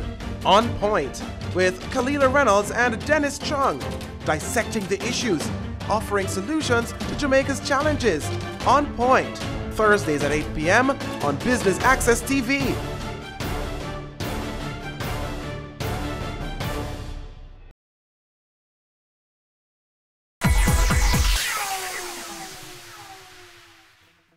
Welcome back, and thanks for staying with us.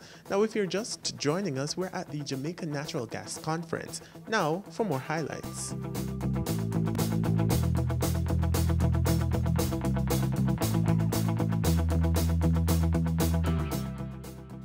Why did you choose Jamaica? What does New Fortress Energy see in Jamaica? Why are you here? The Caribbean, until pretty recently, was virtually 99% oil. So, and with that, every time you get a fluctuation in oil prices, it has devastating impacts on the economy. Also, these are amazing places to come and visit and vacation and live. And the sight of a plant burning heavy fuel oil is very much at odds with the environment that you're in. So we thought it was logical to come to the Caribbean. The first place we went actually was the Bahamas, because they were talking about doing something. They're still talking about it, actually getting closer. And then we heard that JPS was actually running a process to convert the Bogue plant. And so the first time I came down here was in January of 2015. And we came down, met with the folks then, went through an extensive process, met Dr. Lawrence along the way and a lot of other people. And I think we concluded with the transaction in August of 2015. That's how it all started. So what has the experience been like, in particular interacting with the government and the stakeholders, other stakeholders? Regulations exist to protect people who are there for a reason, and the OER, I think, is very focused on the right things. But regulators also can be big enablers, and government can be a big enabler, and that's exactly what our experience was here. So, and it's a really great experience. What do you think are the barriers to entry in some of the Caribbean markets, or markets like Jamaica, for LNG projects and other infrastructure projects? What do you think are some of the... Well, I have a different answer now than I would have when we started this. I mean, there's no doubt that at the end of the day, development capital to go build this stuff is very, very difficult to come by. And, you know, these projects are big, but they're not so big that we can't fund them ourselves. And there's no doubt that that is just an incredibly important aspect of it. Because the truth is, with the best of intentions, and there are great intentions from local banks and from the bilaterals and multinational banks and whatnot, when somebody tells me it's going to be financed with a multinational bank, I go someplace else. I just do. I think it takes too much. And so I think once projects are up and running and they're operational, finance is readily available. That's a very different financing metric. But you know, it's hard to finance, and so I think you have to be prepared to go in with your own capital. That's what really makes the difference. And I think that the Caribbean it's a place of broken promises. There's a lot of people that come in and say something that for whatever reason it doesn't happen, whether they intended to or not. And I think that the proof of concept of Montego Bay, which is actually up there on the screen, is a wonderful place to start. It's by no means perfect. There's things we would do differently about it the second time around, the third time around. That's the nature of business. But it's a highly functional, plant. Something we're very proud of how it all works out. And I think it is a real example of what can happen here. You see it as more an equity problem or a debt problem, or both? It's more of a debt problem. I think there's more equity in the world than you can shake a stick at if you can figure out how to do it. I think that getting things financed is very, very hard. I think LNG is a welcome benefit for Jamaica, and this is because the government spends a lot of money in importing expensive oil imports, and so LNG is less costly than expensive oil imports, it's less volatile, and it has good environmental impacts and health benefits. So I really think that it has great potential, not just for the transport sector that we looked at, but for other sectors too. Yeah, well, we looked at the specific case of JUTC and the switch from diesel to natural gas-based fuels. And Bert will take you through some of the considerations we had from the economic side. But overall, we looked at it and we saw that there was good economic and technical potential. So this is definitely something we see as beneficial, perhaps in the near future for JUTC, as it does a phased retrofit approach of its bus fleet. Yeah. I think it's important to highlight that we looked at 3 fuel options, so not one option, but 3 fuel options, and those options being liquefied natural gas, so LNG, also compressed natural gas, and also LPG. Whereas LNG and CNG are all both based on natural gas, and LPG is an oil product. So we assessed both of all these 3 fuel options from a techno-economic perspective and also from a policy perspective. Yeah, our techno-economic analysis shows that all three options are interesting alternative fuels, though the results of the cost-benefit of the 3 fuels are all slightly different. But especially for the LNG case or CNG case, for example, it has a positive outcome from the economic cost-benefit analysis.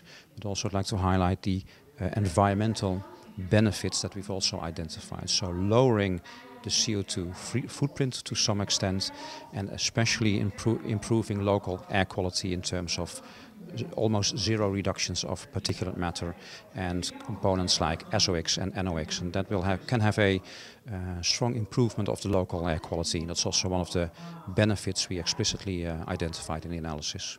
Over the past 20-30 years, Jamaica has tried to diversify its fuel for generation and for general use. So a lot of attempts were made in the earlier years to introduce natural gas. In the 2009 to 2030 energy policy, and in earlier policies, there was a definitive attempt to diversify the fuel. We are now looking at renewable energy, natural gas and other alternative energy sources to diversify fuel. We are an island nation, so we have to import all our fuels. The only fuel we do not import is like solar energy, hydropower, and wind. That at the present time takes up about 10% of our, and prior to now it was about 5%. But in last year we bumped it up to 10 to 11% of our overall energy concern.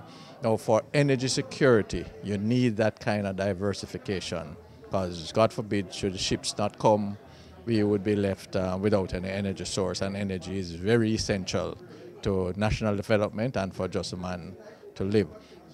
So the Petroleum Corporation of Jamaica has the responsibility to implement the energy policy. We are regulators. The OUR regulates electricity, which is a big chunk of the energy use. We regulate also water and telecommunications. We were going along separate tracks to put a conference on to make our stakeholders and the general public aware of what we do and let them understand what we are doing to implement the energy policy and to make life better. We recognize that it would make very good sense for us to come together and put one conference together. I think the entire conference is very impressive. We've had people from all over, I'm tempted to say the world, but we have had quite a few outside of Jamaica. Visitors coming, people presenting, gas suppliers, equipment suppliers. We have had bankers, people from different cross-section of the industry coming here. What's impressive about it the most is everybody is very positive that natural gas is a good thing for Jamaica, creating jobs, in making us more competitive in what we're doing. And so on an overall basis, very, very successful in terms of what we have been, the feedback we've been getting. Natural gas, it's primarily methane naturally coming out of the ground, yeah?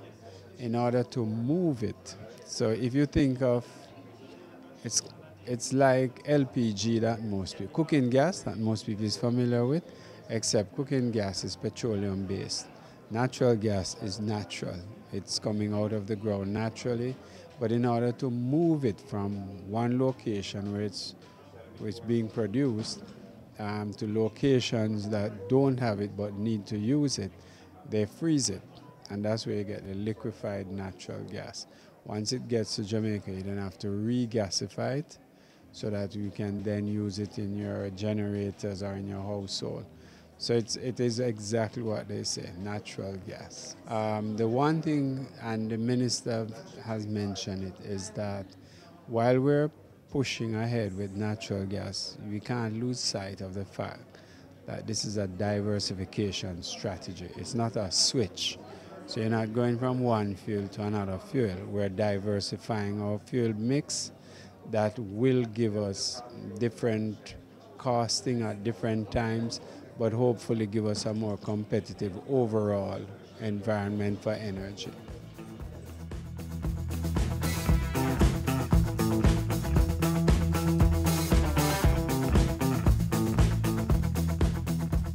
That brings us to the end of the Jamaica Natural Gas Conference. Until next time, I'm your host, Andrew Laidley, and stay tuned to Business Access TV, serious about business.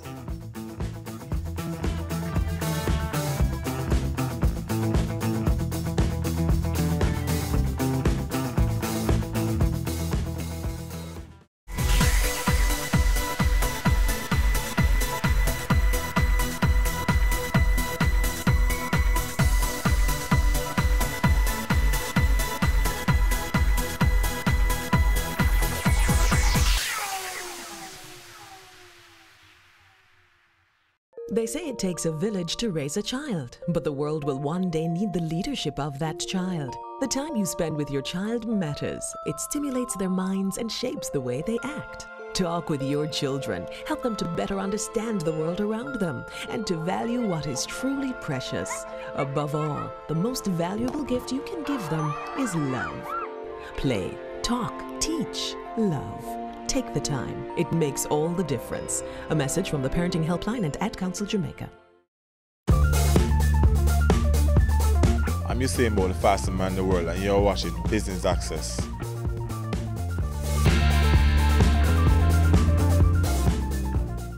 The eyebrows shape the human face and give definition to one's eyes and forehead. Since the growth of the makeup industry, people spend more time getting it right.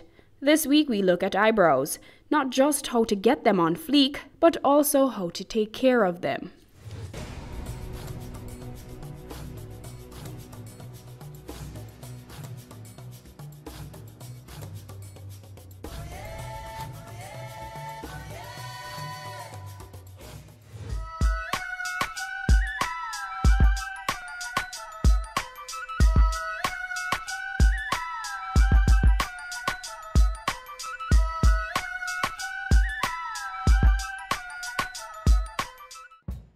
Welcome to The Good Life, Nicole. Thank you for having me. And thanks for having us.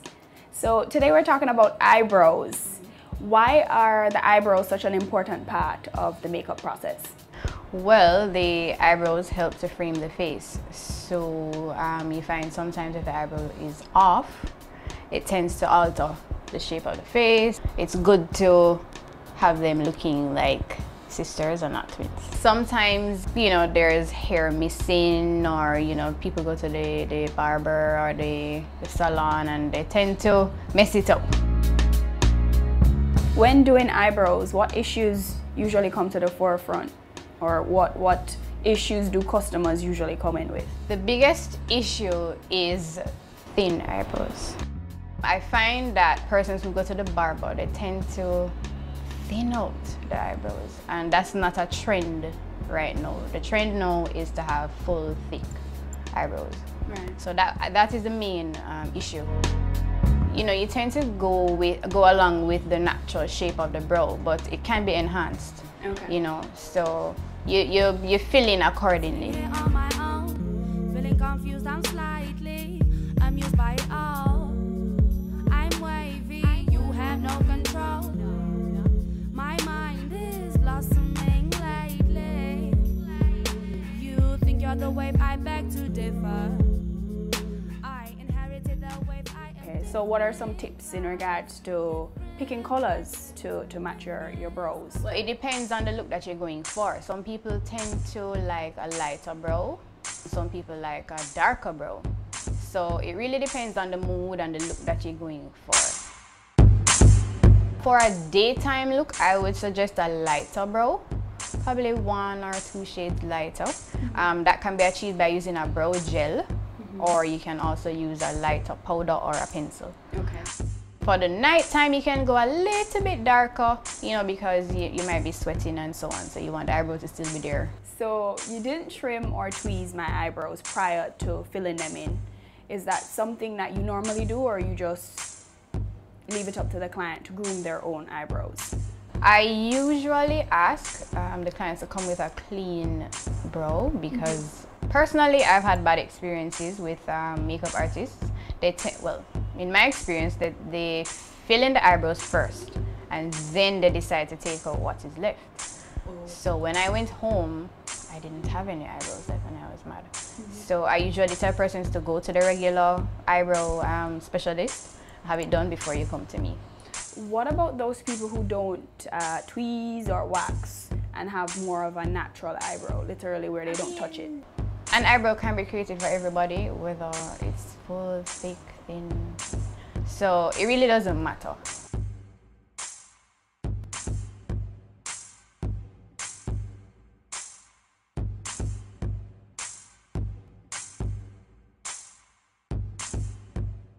Talk to us about the steps when, you know, filling in and highlighting your eyebrows. How do you go about doing that? Okay, first, I tend to analyze the brow to see where it needs filling in and how I'm going to approach it, if I'm going to use a powder or if I'm going to use a gel.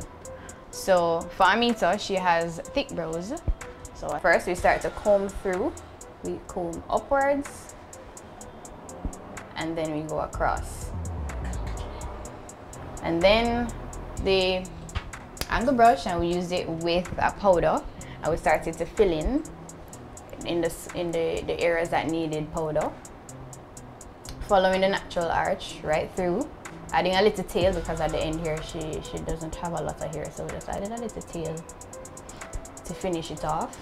Sometimes if you use a powder or the pencil, sometimes too much product comes off, so what we use is a spoolie to just brush through, just to ensure that everything is even.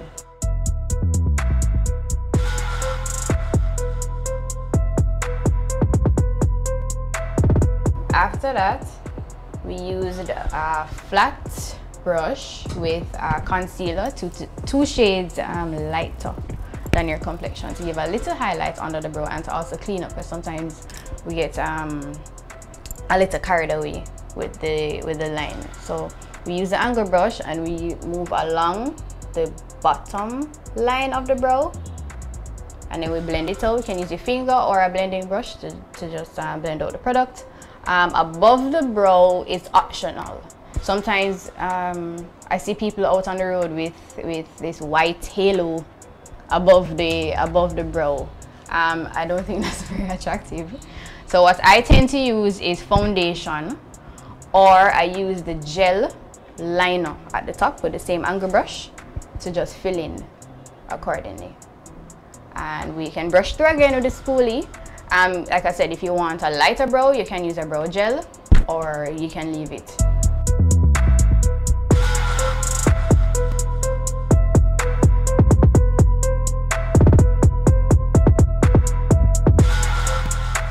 So it seems like, you know, there are a few steps involved and a few different products. How time consuming is, you know, doing your eyebrows? I would say that eyebrows take probably 10 minutes if you know what you're doing. I see persons watching YouTube videos, etc., but it really comes down to practice. It shouldn't take longer than 10 minutes. Not a lot of products are involved. So yeah, 10 minutes should be good enough. 'Cause I'm whipping it like I'm cocaine, leaning oh so far. I'm over the limit, can stop it, I'm soaring, I'm leaning up, laughing, I'm going under, 'cause Well, that's one technique to get your eyebrows on fleek. When we come back, we will check out another growing eyebrow trend.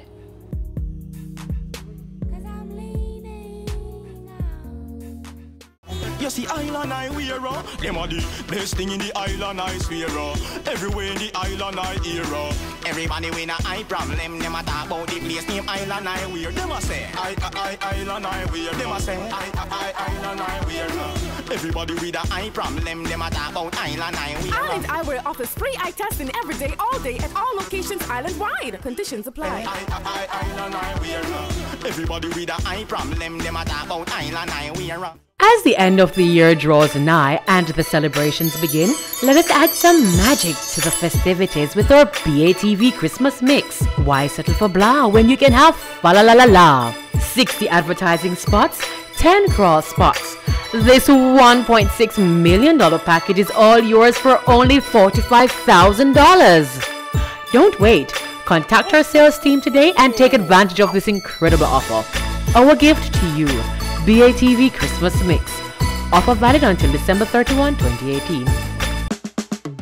Caring Hands Season 3 continues to effect change in a changing environment.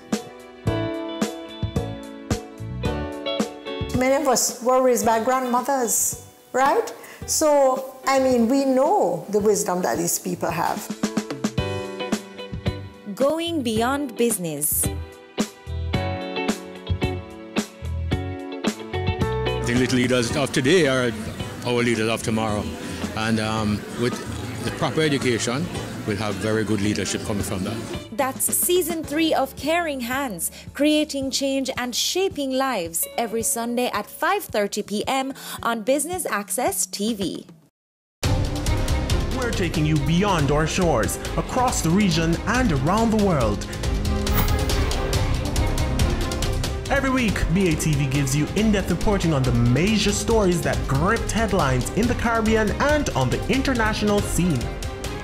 Join us Sundays for This Week Abroad. Business Access TV, serious about business at home and abroad. Business current affairs you can relate to. Frank, credible discussion. On point with Kalila Reynolds and Dennis Chung. Dissecting the issues, offering solutions to Jamaica's challenges. On Point, Thursdays at 8 p.m. on Business Access TV.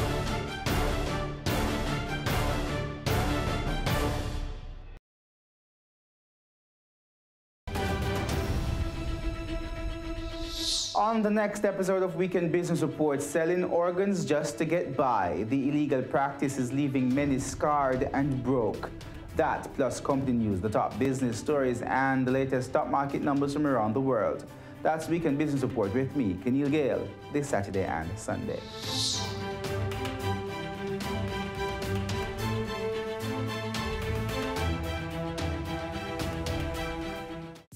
Welcome back to The Good Life. Well-groomed eyebrows can work wonders to the face. Here are some interesting facts on how to take care of them. It's the slowest growing hair on the human body. Protein-rich foods such as tofu and nuts strengthen the hair in your eyebrow. Washing the face with warm water after tweezing is not advised, especially if you have thin eyebrows, as hair follicles might loosen and fall out. We've already looked at using makeup for the brows on fleek effect. Now check out another new and effective trend for eyebrows. I'm Tali Davis. I'm a licensed esthetician and the owner of The Lash Studio.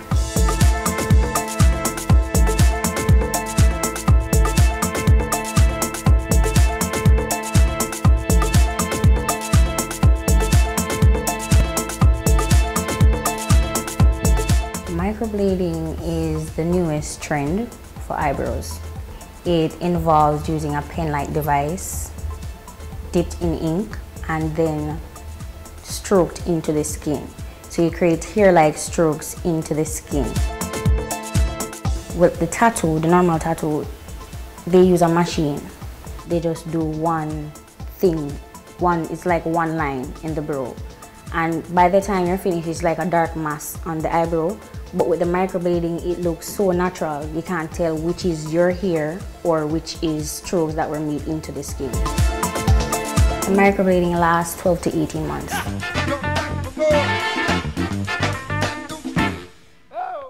I think it is fairly new. It is around 2 years old, and it is mostly practiced in the States, in America, and in the European countries. It is hardly known in the Caribbean, to be honest, and it's really difficult getting it out there and for people to understand what it really is, because even when you explain it to them, they tend to not, go and do further research for themselves to get better understanding. It is important to note that persons who have skin diseases like alopecia or hair loss from scars or chemotherapy, over plucking or thinning eyebrows may also be desirous to try the technique. Talia explains, though, that in Jamaica, the trend is mainly for beauty purposes. One would desire to do microblading when they have, for example, they want a little more arch to their brows. And for those who want to fully reconstruct their brows, like they're totally unhappy with the way it is. For those who have gaps in their brows, they can cover it with microblading as well, so it looks really natural. And for those who just don't have the time to get up every morning and draw on the brows with pencil or filling it with brow powder, it is best for the people who aren't really in tune with the whole makeup thing. The best advantage of getting your brows microbladed is that you wake up every morning feeling beautiful. You don't have to do anything. And I think personally it is boyfriend or husband proof, because they don't really like the whole fake thing, the whole drawing in of brows, and so doing something that looks really natural is accepted by them.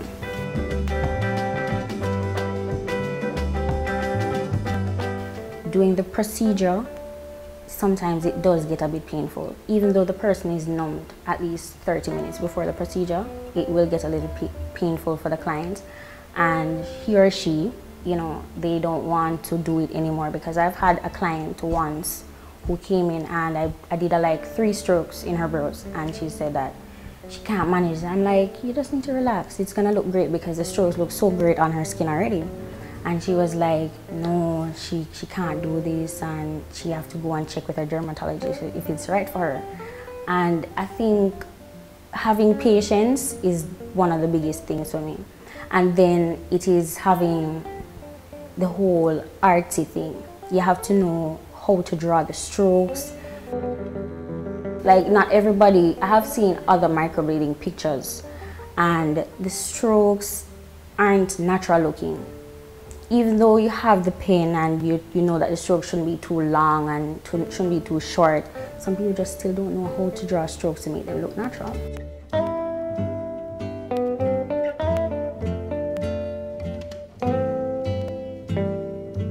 Biggest disadvantage of getting your brows microbladed is getting it performed by somebody who is not certified in the area, because you have to be certified in knowing proper sanitation. I mean, you're using needles into somebody's skin. You have to know that you have to change the needles. Each needle is single use, and the whole art of it, how you draw the stroke should not be too deep into the skin, because that can cause it to bruise and not heal properly. And somebody who is not trained wouldn't know that, you understand? Another reason, another disadvantage is that doing microblading, the stroke should not cross. And if they cross, that can cause infection. So each stroke should be to themselves. Nothing should be touching. The cost is just one set price. Yes, it is one set price. Many a times people come in and they say that they only want ends, and if I can give them a discount because it's just the ends they want.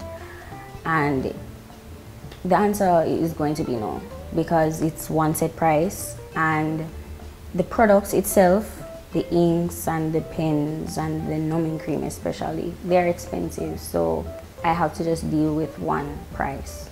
It doesn't matter how many strokes I put in, and it doesn't matter if you have no brows or if you have a lot of brows. It's just one set price. It's $25,000. And that's the cost of beauty. Microblading, to be specific. Stay tuned to see the process of getting your eyebrows embroidered.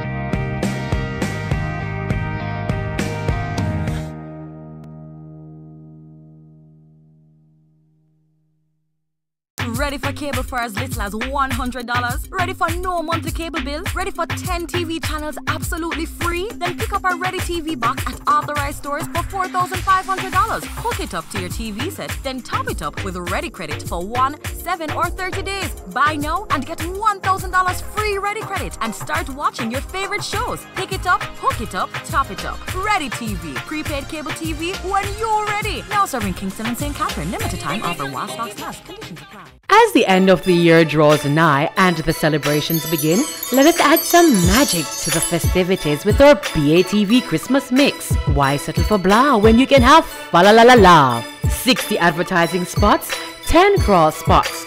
This $1.6 million package is all yours for only $45,000. Don't wait. Contact our sales team today and take advantage of this incredible offer. Our gift to you. BATV Christmas Mix. Offer valid until December 31, 2018. It's season 12 and Wealth Magazine Business Access is here to keep you business savvy.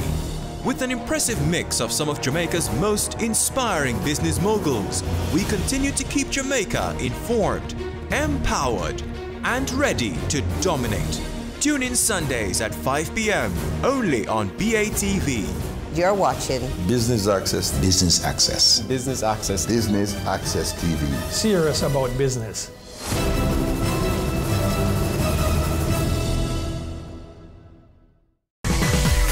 Having a corporate event, seminar, awards show, conference, product launch, workshop or expo? Business Access TV is here to showcase your event. Contact our sales department at 908-0919, 906-6357 or 908-2775 for more information. Business Access TV, serious about business.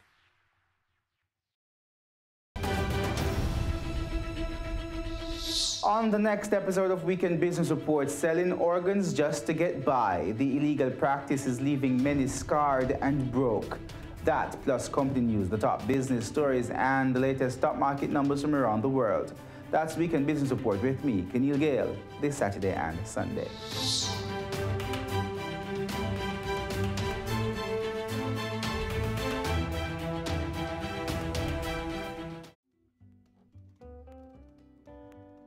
Welcome back to The Good Life.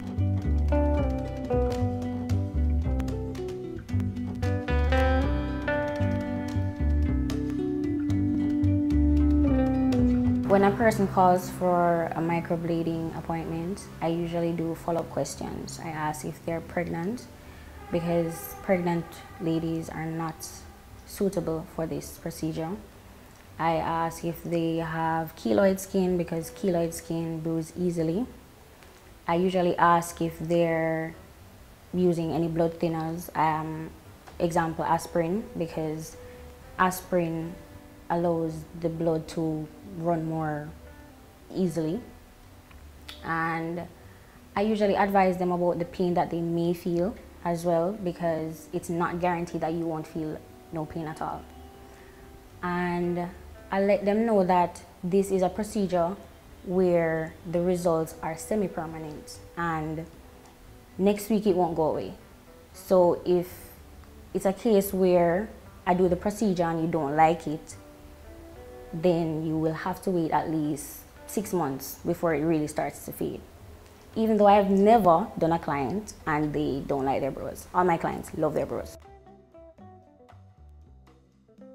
First 30 minutes they're numbed with one numbing cream, and then after the first numbing they're numbed a second time with another numbing cream. And the numbing creams are usually really expensive. During the procedure, equipments that are used are the stainless steel pen, and the pen is about this tall, long, and there are needles at the end. So the needles are in a straight line, they're really small. And I use the inks. The inks are organic inks. It doesn't necessarily mean that plants are used to make these inks. It just means that the chemicals, the products that are used in it aren't as strong as the ones that are used to do normal tattoos.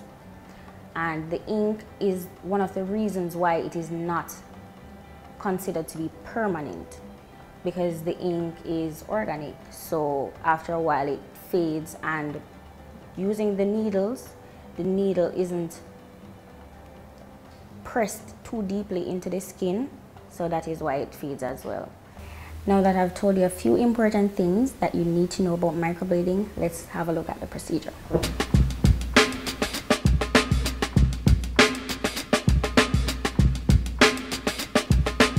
As you can see, we already drew the outline for the brows, and the client has to light them before we can even continue.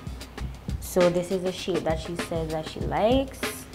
Little arch and nice and full. They won't need this full though, but this is basically the outline that we're working with today.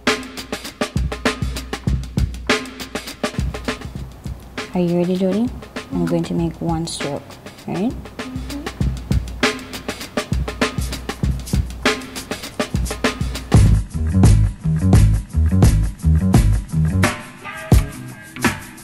Stroke after stroke after stroke may cause the client to bleed. This is normal, and a certified technician would still be able to continue to achieve the desired results.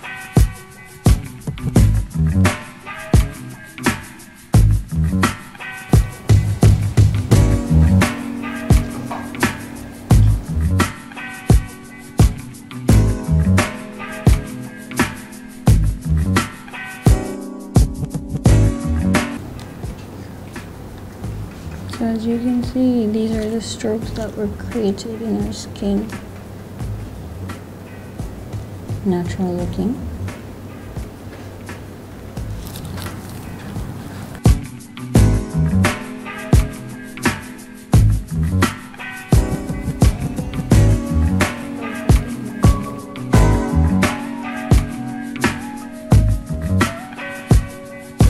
It feels tender, right? Like, yeah, stiff. For helps with the tenderness. And it's good with healing, but it's not really, doesn't work well with the ink for everyday use. So my aftercare tip is that my client uses coconut oil, organic coconut oil, for the brows, or nothing at all.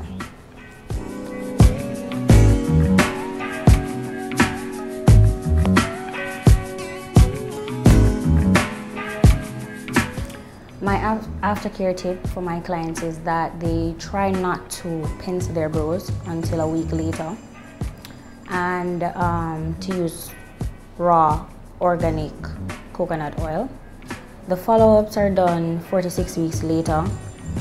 The brows take at least 25 to 30 days to heal, and that is why we do the follow-ups on the 5th or the 6th week. After this procedure, you can expect swelling. For some persons, it depends on the skin type, or you can see redness, and it lasts like an hour to 2 hours after the procedure. After the brows are done, they're yours, and you can take a picture, a selfie at the same time. Clients usually see scalping at least a week after, and many call and say, oh, it's healing, but when the scalps are coming off, it looks like it's fading. It usually fades at that time, but it will get brighter as the weeks go by. As I've said, the cost for microblading is $25,000, and as you can see, I use inks, I use stainless steel pen. The inks are usually $40 to $60 US or euro as well, and the numbing cream is from $80 to $100 US, and I have to get a big one and a small one. So the small ones are $80, and the bigger numbing cream will come up to like $120 or so. The cost is justifiable. The products aren't sold in Jamaica. We have to order them online, and then shipping is a next cost as well. So I think it's reasonable. It's very reasonable, because in the States, the cost for microblading is like $800 to $1,000 US, and in Jamaica it's $25,000, and we are using the same products as the pro microbladers in the States and in the European countries, and getting the same results as well. Yes. The procedure wasn't that bad, honestly. There was a little pain. The most is like hearing it being done, so then you get frightened within. You say like, okay, yes, it's being done, but it really wasn't that bad. Now I don't have to buy pencils and concealers and tweezers and all those stuff to like keep it on point. So now I just have to wake up, put a little powder and go. Beauty comes with pain, and you have to go through a little pain to be in the know. It's worth it. As long as the beauty industry continues to thrive, there will be those who try to feel their best by looking their best, whether it's by using makeup or a more permanent fix. Getting the eyebrows on fleek is to many a big accomplishment. And you've watched The Good Life.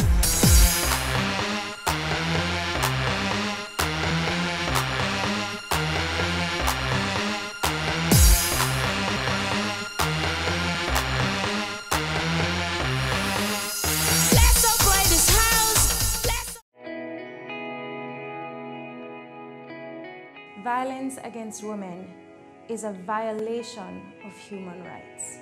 Its impact ranges from immediate to long-term physical, mental, and sexual consequences, sometimes resulting in death. It negatively impacts women's general well-being and can prevent us from fully participating in society. Be a better human being. No more violence against women. No more.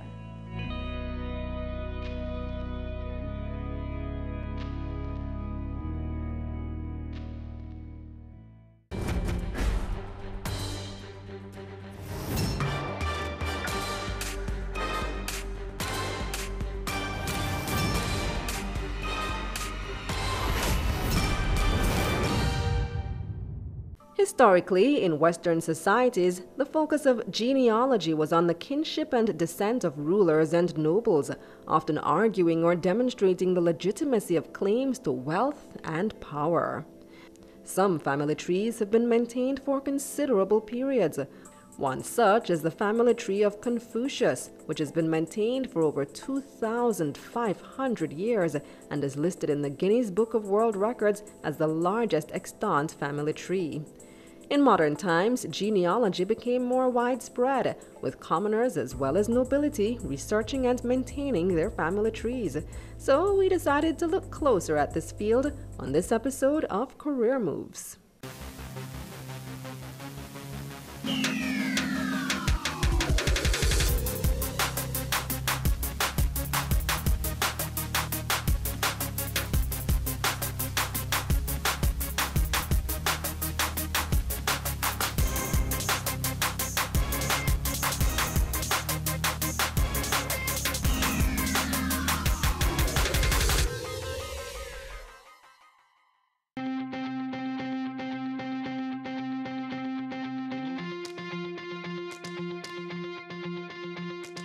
My name is Latoya Williams and I'm a genealogist.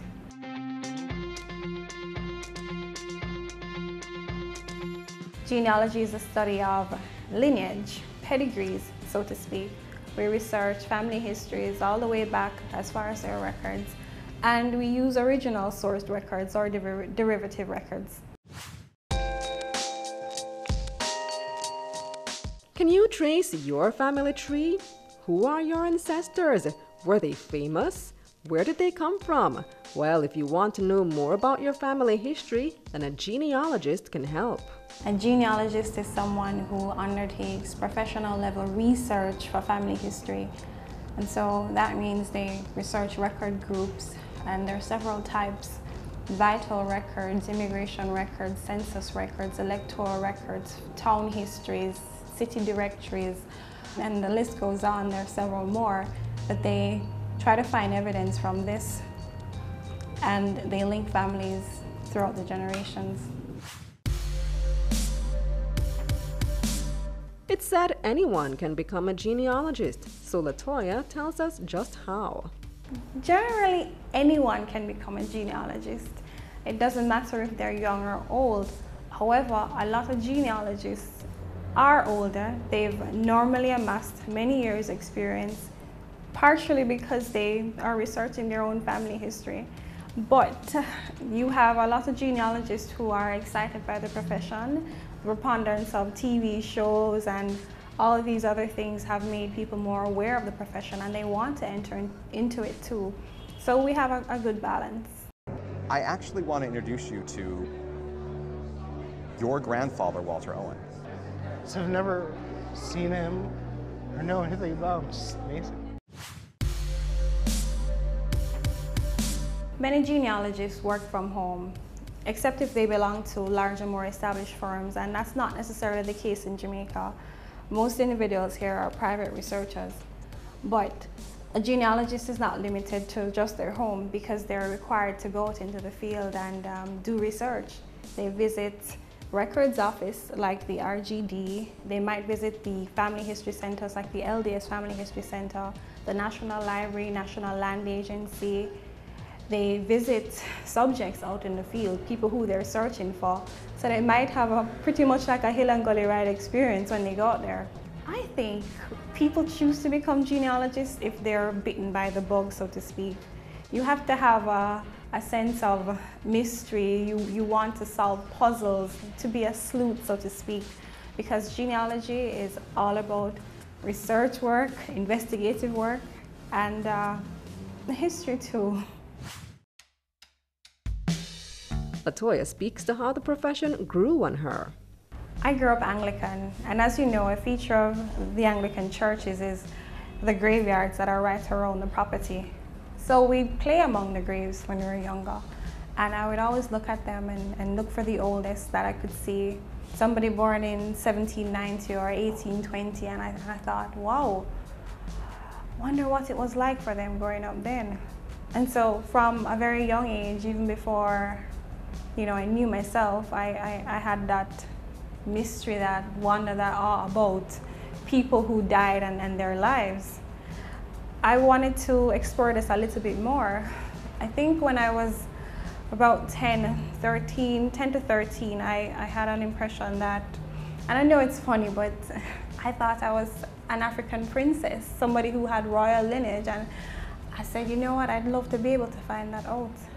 And I decided that if I had an opportunity, I would pursue it. I would find out all the way back to my lineage in Africa if I could, and other places. When I was older, my mother brought me to a family funeral. Her uncle Nathaniel had died, and this was giving me a bit Clarendon, and it was the first time we were actually going there. And I just said, you know what, I don't think anybody else is going to do this. I need to be the family historian. And from then on, I decided to actively begin the research process. And it was very discouraging at first because I could find no records. And people weren't necessarily open to speaking about the family so much. I think it's because of, you know, how they grew up. In Jamaica, we do have this thing where don't ask questions, don't really talk about people's names or so. So for me, that was difficult. It wasn't until some years later that I was able to get somewhere when it came onto the records. Last year, Brigham Young University unrolled a core of programs here in Jamaica and in the rest of the Caribbean, and genealogy research was a part of it. I was doing genealogy research just as best as we could with the resources that were there, but I decided that it was time to enroll in the course and do exactly what I wanted to do. So I started about 14 years ago, from the time of that funeral until now, applying the knowledge. I applied it to my own family tree at first, you know, looking at the different sections, and I've been able to find some wonderful things since then, things that have inspired me. And I see a change in my family now too, where they really want to help in this process. Whatever information you require, they try to assist you as opposed to before. She also shares with us what goes on in the day-to-day affairs of a genealogist. So we might have consultations with clients. From our consultation, we will determine what exactly the client wants to pursue. So we come up with what you call the research questions, and we decide what strategy is best to employ to getting those results, what record sets to look up, where to go to get the information, who to contact, and whether or not, from the original scoping, if we're going to go out into the field and do interviews for that family or videos or so. Genealogists and family historians are the keepers of generations. We provide answers to some of mankind's most pressing questions. That's of, who am I? Where did my people come from?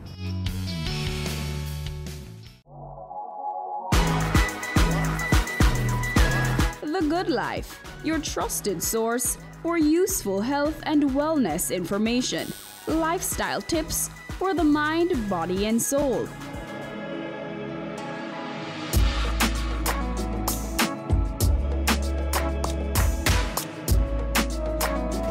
Tune in Tuesdays at 8:30 p.m. on Business Access TV. It's season 12, and Wealth Magazine Business Access is here to keep you business savvy. With an impressive mix of some of Jamaica's most inspiring business moguls, we continue to keep Jamaica informed, empowered, and ready to dominate. Tune in Sundays at 5 p.m. only on BATV. You're watching Business Access. Business Access. Business Access. Business Access TV. Serious about business.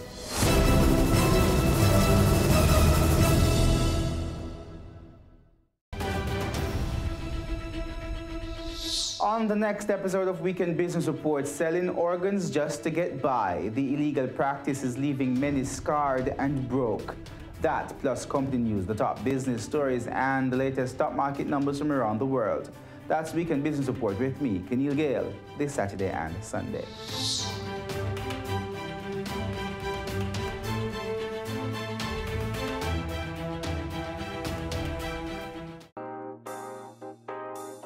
There's only one recommendation for funding that is ever going to come from me, and that is funding from a bank.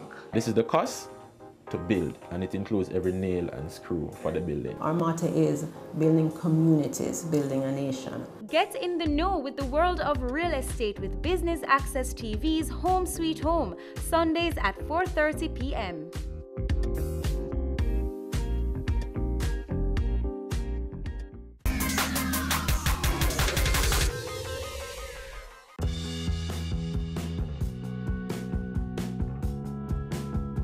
Yes, I would. To get a better understanding of who I am as a person.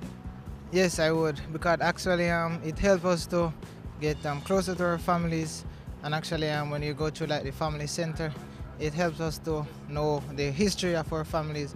You know, thinking about families, you get to learn all their cultures and all the food that they eat and how they dress.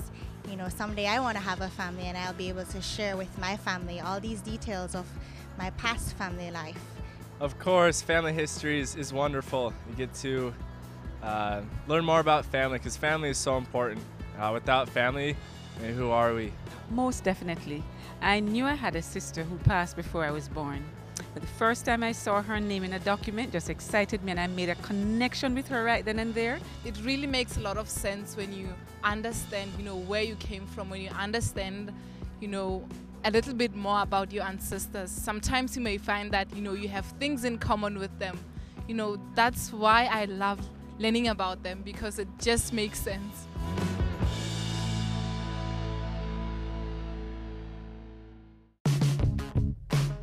For those on the path of or thinking of becoming a certified genealogist, Latoya gives us the prerequisites. Well, every university program, they have their rudimentary subjects. You do need a good grasp of English because you write a lot of reports. You need to be able to reason well, and so the math, calculus courses would be very beneficial to you. It would exercise that reasoning ability. But history, I would think a prerequisite.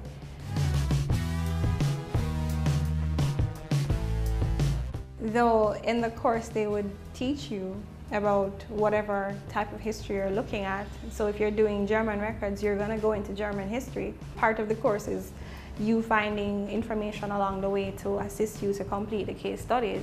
Other people can get involved in genealogy too. For example, genetic scientists. There is the whole DNA aspect where from a biological standpoint they can go into that too. But just what goes into training? You have different types of genealogists. Professional genealogists, which is more of where I'm going, they do study. So there is training, specialized training, which can be done through, for example, Family Search has a training program. There are also other programs like Brigham Young University. I'm doing Brigham Young University in particular, in their family history research degree. And after that, I intend to get the international certification, the board certification for genealogists, and the International Commission of Accredited Genealogists certifications. Those require a series of exams and case studies to be submitted. Pay those fees, and we wait on the report from the board to see if you will be accredited in that particular area. And so it's not just a broad certification. Is it British, the British Isles? Is it American genealogy? Is it Swedish? Is it German? You know? And currently there are no accredited internationally certified genealogists in the Caribbean, and so I'm on track to becoming the first to do that.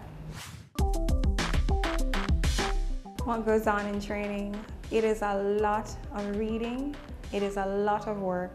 It is a professional degree in research, and so the standards are very high and they must be upheld. You're looking for evidence and ways to support that evidence, and it requires going on a lot of different websites, databases to be linked to those in particular.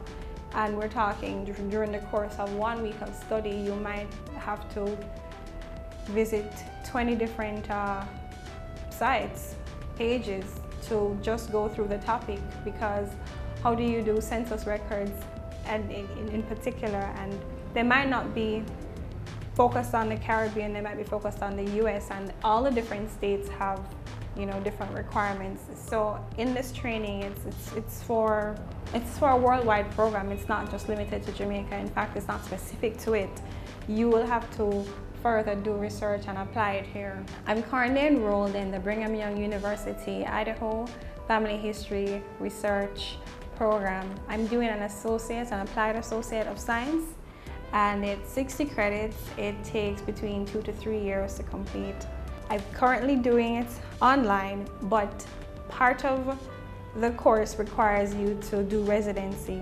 And so for the first year, I had to go to the center once every week and gather with other people to complete the foundation courses. And then for the second year, that's when you meet your international classroom and your course instructor, and you go through a series of courses. After I complete my studies, I will have applied associates in family history research, and then I will further apply for the board certification for genealogists.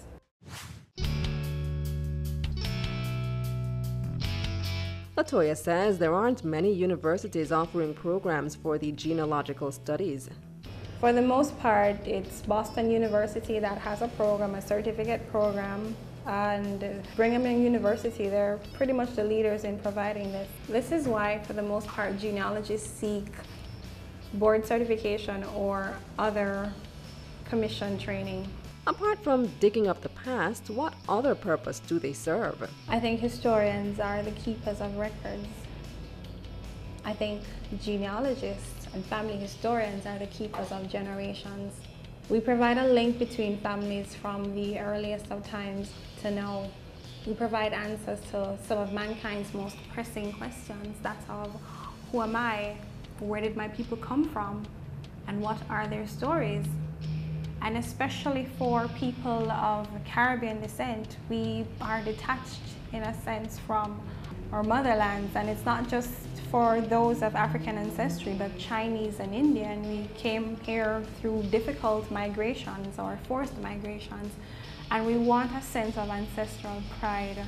Genealogists and family historians can provide that for this displaced population. Even with the service they provide, their demand in Jamaica is limited. I'm a business researcher by profession, and I delved into genealogy research because there is the opportunity. But by no means do I not understand that you have to create your own market. It is not exactly very easy for genealogists in Jamaica or the Caribbean to find a lot of work because our population, they're not so aware of the need for genealogy research, not as yet. What happens is, internationally, genealogy, family history work is exploding. People are so excited. There are a preponderance of shows. Where did I come from? Who am I? You know, roots. And I do see that that will blossom, the demand for it, but it's not exactly no. So you might want to have additional options or sources of income while you pursue this. It's a passion. And if you enter into this field, genealogy research, you have to be prepared to develop the market and to wait until it's ready. However, she highlights that job security is a sure thing. There is some means of job security in this field, mainly because you would start your own genealogical practice. And in that, as long as you maintain a steady flow of clients, you will be fine. People believe that once you're asking family history research questions, it's about money. Oh, there's a will I can get money. I mean, in some cases, especially in the US, where they have laws to encourage that sort of thing, where they find the heirs, then that can be the case. We're taking you beyond our shores, across the region and around the world. Every week, BATV gives you in-depth reporting on the major stories that gripped headlines in the Caribbean and on the international scene. Join us Sundays for This Week Abroad. Business Access TV, serious about business at home and abroad.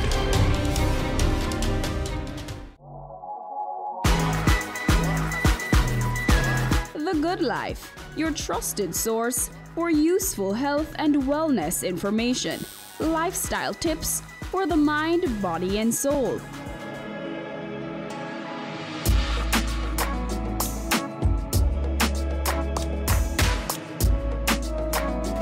Tune in Tuesdays at 8:30 p.m. on Business Access TV.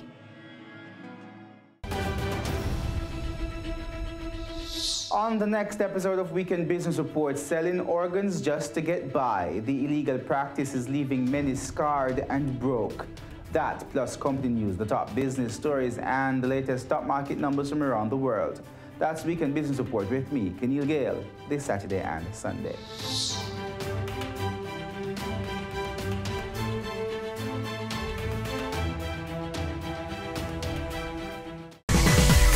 Having a corporate event, seminar, awards show, conference, product launch, workshop, or expo? Business Access TV is here to showcase your event. Contact our sales department at 908-0919, 906-6357, or 908-2775 for more information. Business Access TV, serious about business. Go for God Family Church. Today's message is for those of you who thought that Jesus was finished. Inspiring messages. I'm here to tell you today that you are excellent. God is excellent. Empowerment from biblical motivation. To be glorified means to endow with authority. A woman is a powerful, creative being. Join Pastor Christopher Morgan and the Go for God team as we go for God.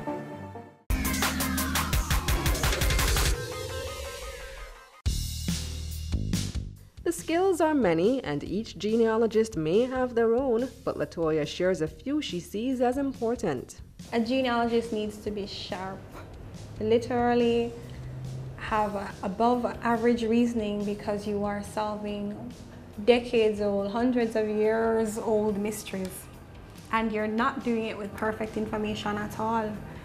A genealogist would have to have an appreciation of history and culture, societal rules of the time, paleography, which is handwriting, so it's being able to interpret ancient or old handwritings, even scripts, in a sense that you can understand what they really mean, even in a time like even now. Due to the limited information about the field, Latoya says it's underutilized. I definitely don't believe this field is fully utilized in Jamaica. I don't think there's much awareness of genealogy research, and as a consequence, a lot of our families are not as connected as they could be. There are few genealogists here in Jamaica. There is a bit of a market, mainly because more and more people are becoming aware of and are demanding to have this service performed, but it's not the biggest market at this point in time. Hopefully we'll see it grow with awareness programs and just because the demand worldwide is skyrocketing, that our people here will catch on too. She demystifies some of the myths. People have some misconceptions about genealogy research. One, some people believe anybody can do it. And I think while anybody with some amount of skill can look up a record in a database, a basic record, a genealogist does way more than that. A genealogist stakes their reputation, so to speak, on the accuracy of the records that they can find. It is a professional designation with professional accreditation and degrees, and it's something that should be sought after. And only people with an aptitude to bury themselves in hours and hours of research work daily, should really strive to do this. Additionally, people believe that once you're asking family history research questions, it's about money. Oh, there's a will, I can get money. I mean, in some cases, especially in the US, where they have laws to encourage that sort of thing, where they find the heirs, then that can be the case. But for the most part, the treasure in family history research is in the information, it's in the ability to bring the families closer together. It's in giving that sense of pride to someone who has none. We also hear of some of the opportunities within this field. You know, one great opportunity that you have when you study genealogy research is to be able to work anywhere in the world. As long as you have that international accreditation or certification, even if the work is not present here in Jamaica, it doesn't stop you from doing German research or American research or some other country. There are opportunities too for programmers. You know, genealogy is backed, especially now, by technology to an unprecedented degree. So most jobs for genealogy firms, they require software engineering backgrounds because they power these powerful databases and family trees. DNA in particular, it's becoming so popular. Everyone wants to do a DNA test to find out, you know, where exactly that far-flung relative is. And so if you're a genetic scientist, you can find your way into genealogy that way. Nearly all genealogists are self-employed. Most work on a part-time basis for private clients, and so the compensation, as Latoya tells us, varies. Compensation for genealogists, it's an absolute wide range. In particular, most of our clients would be people from in the diaspora outside of Jamaica, and in America in particular, and I can speak to their rates because those are published, it's between $20 to $100 US an hour to hire genealogists. And there is a great range because it depends on how many years of experience a genealogist will have. Some of them will be PhD candidates, professors, people who lecture on the subject, and it can be all the way down to record searchers. The job outlook for genealogists, it's looking up.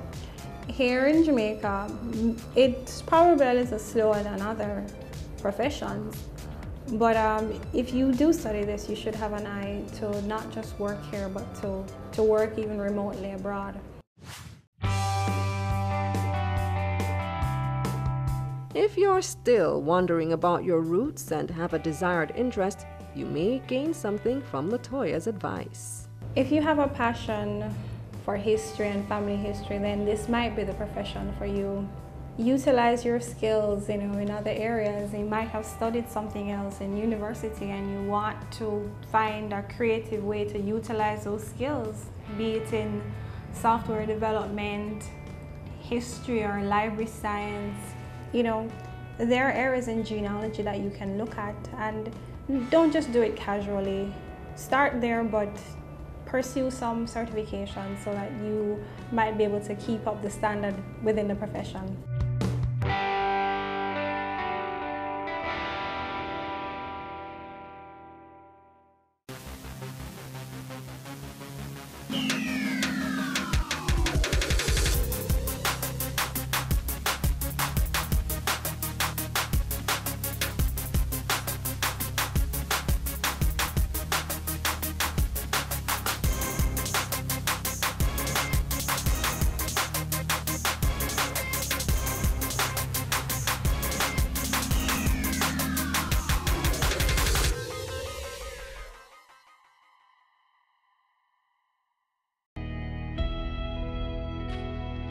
As a teacher for over 8 years, we need to realize that the children are our future. We need to love them, appreciate and respect our children. No more violence against children. No more!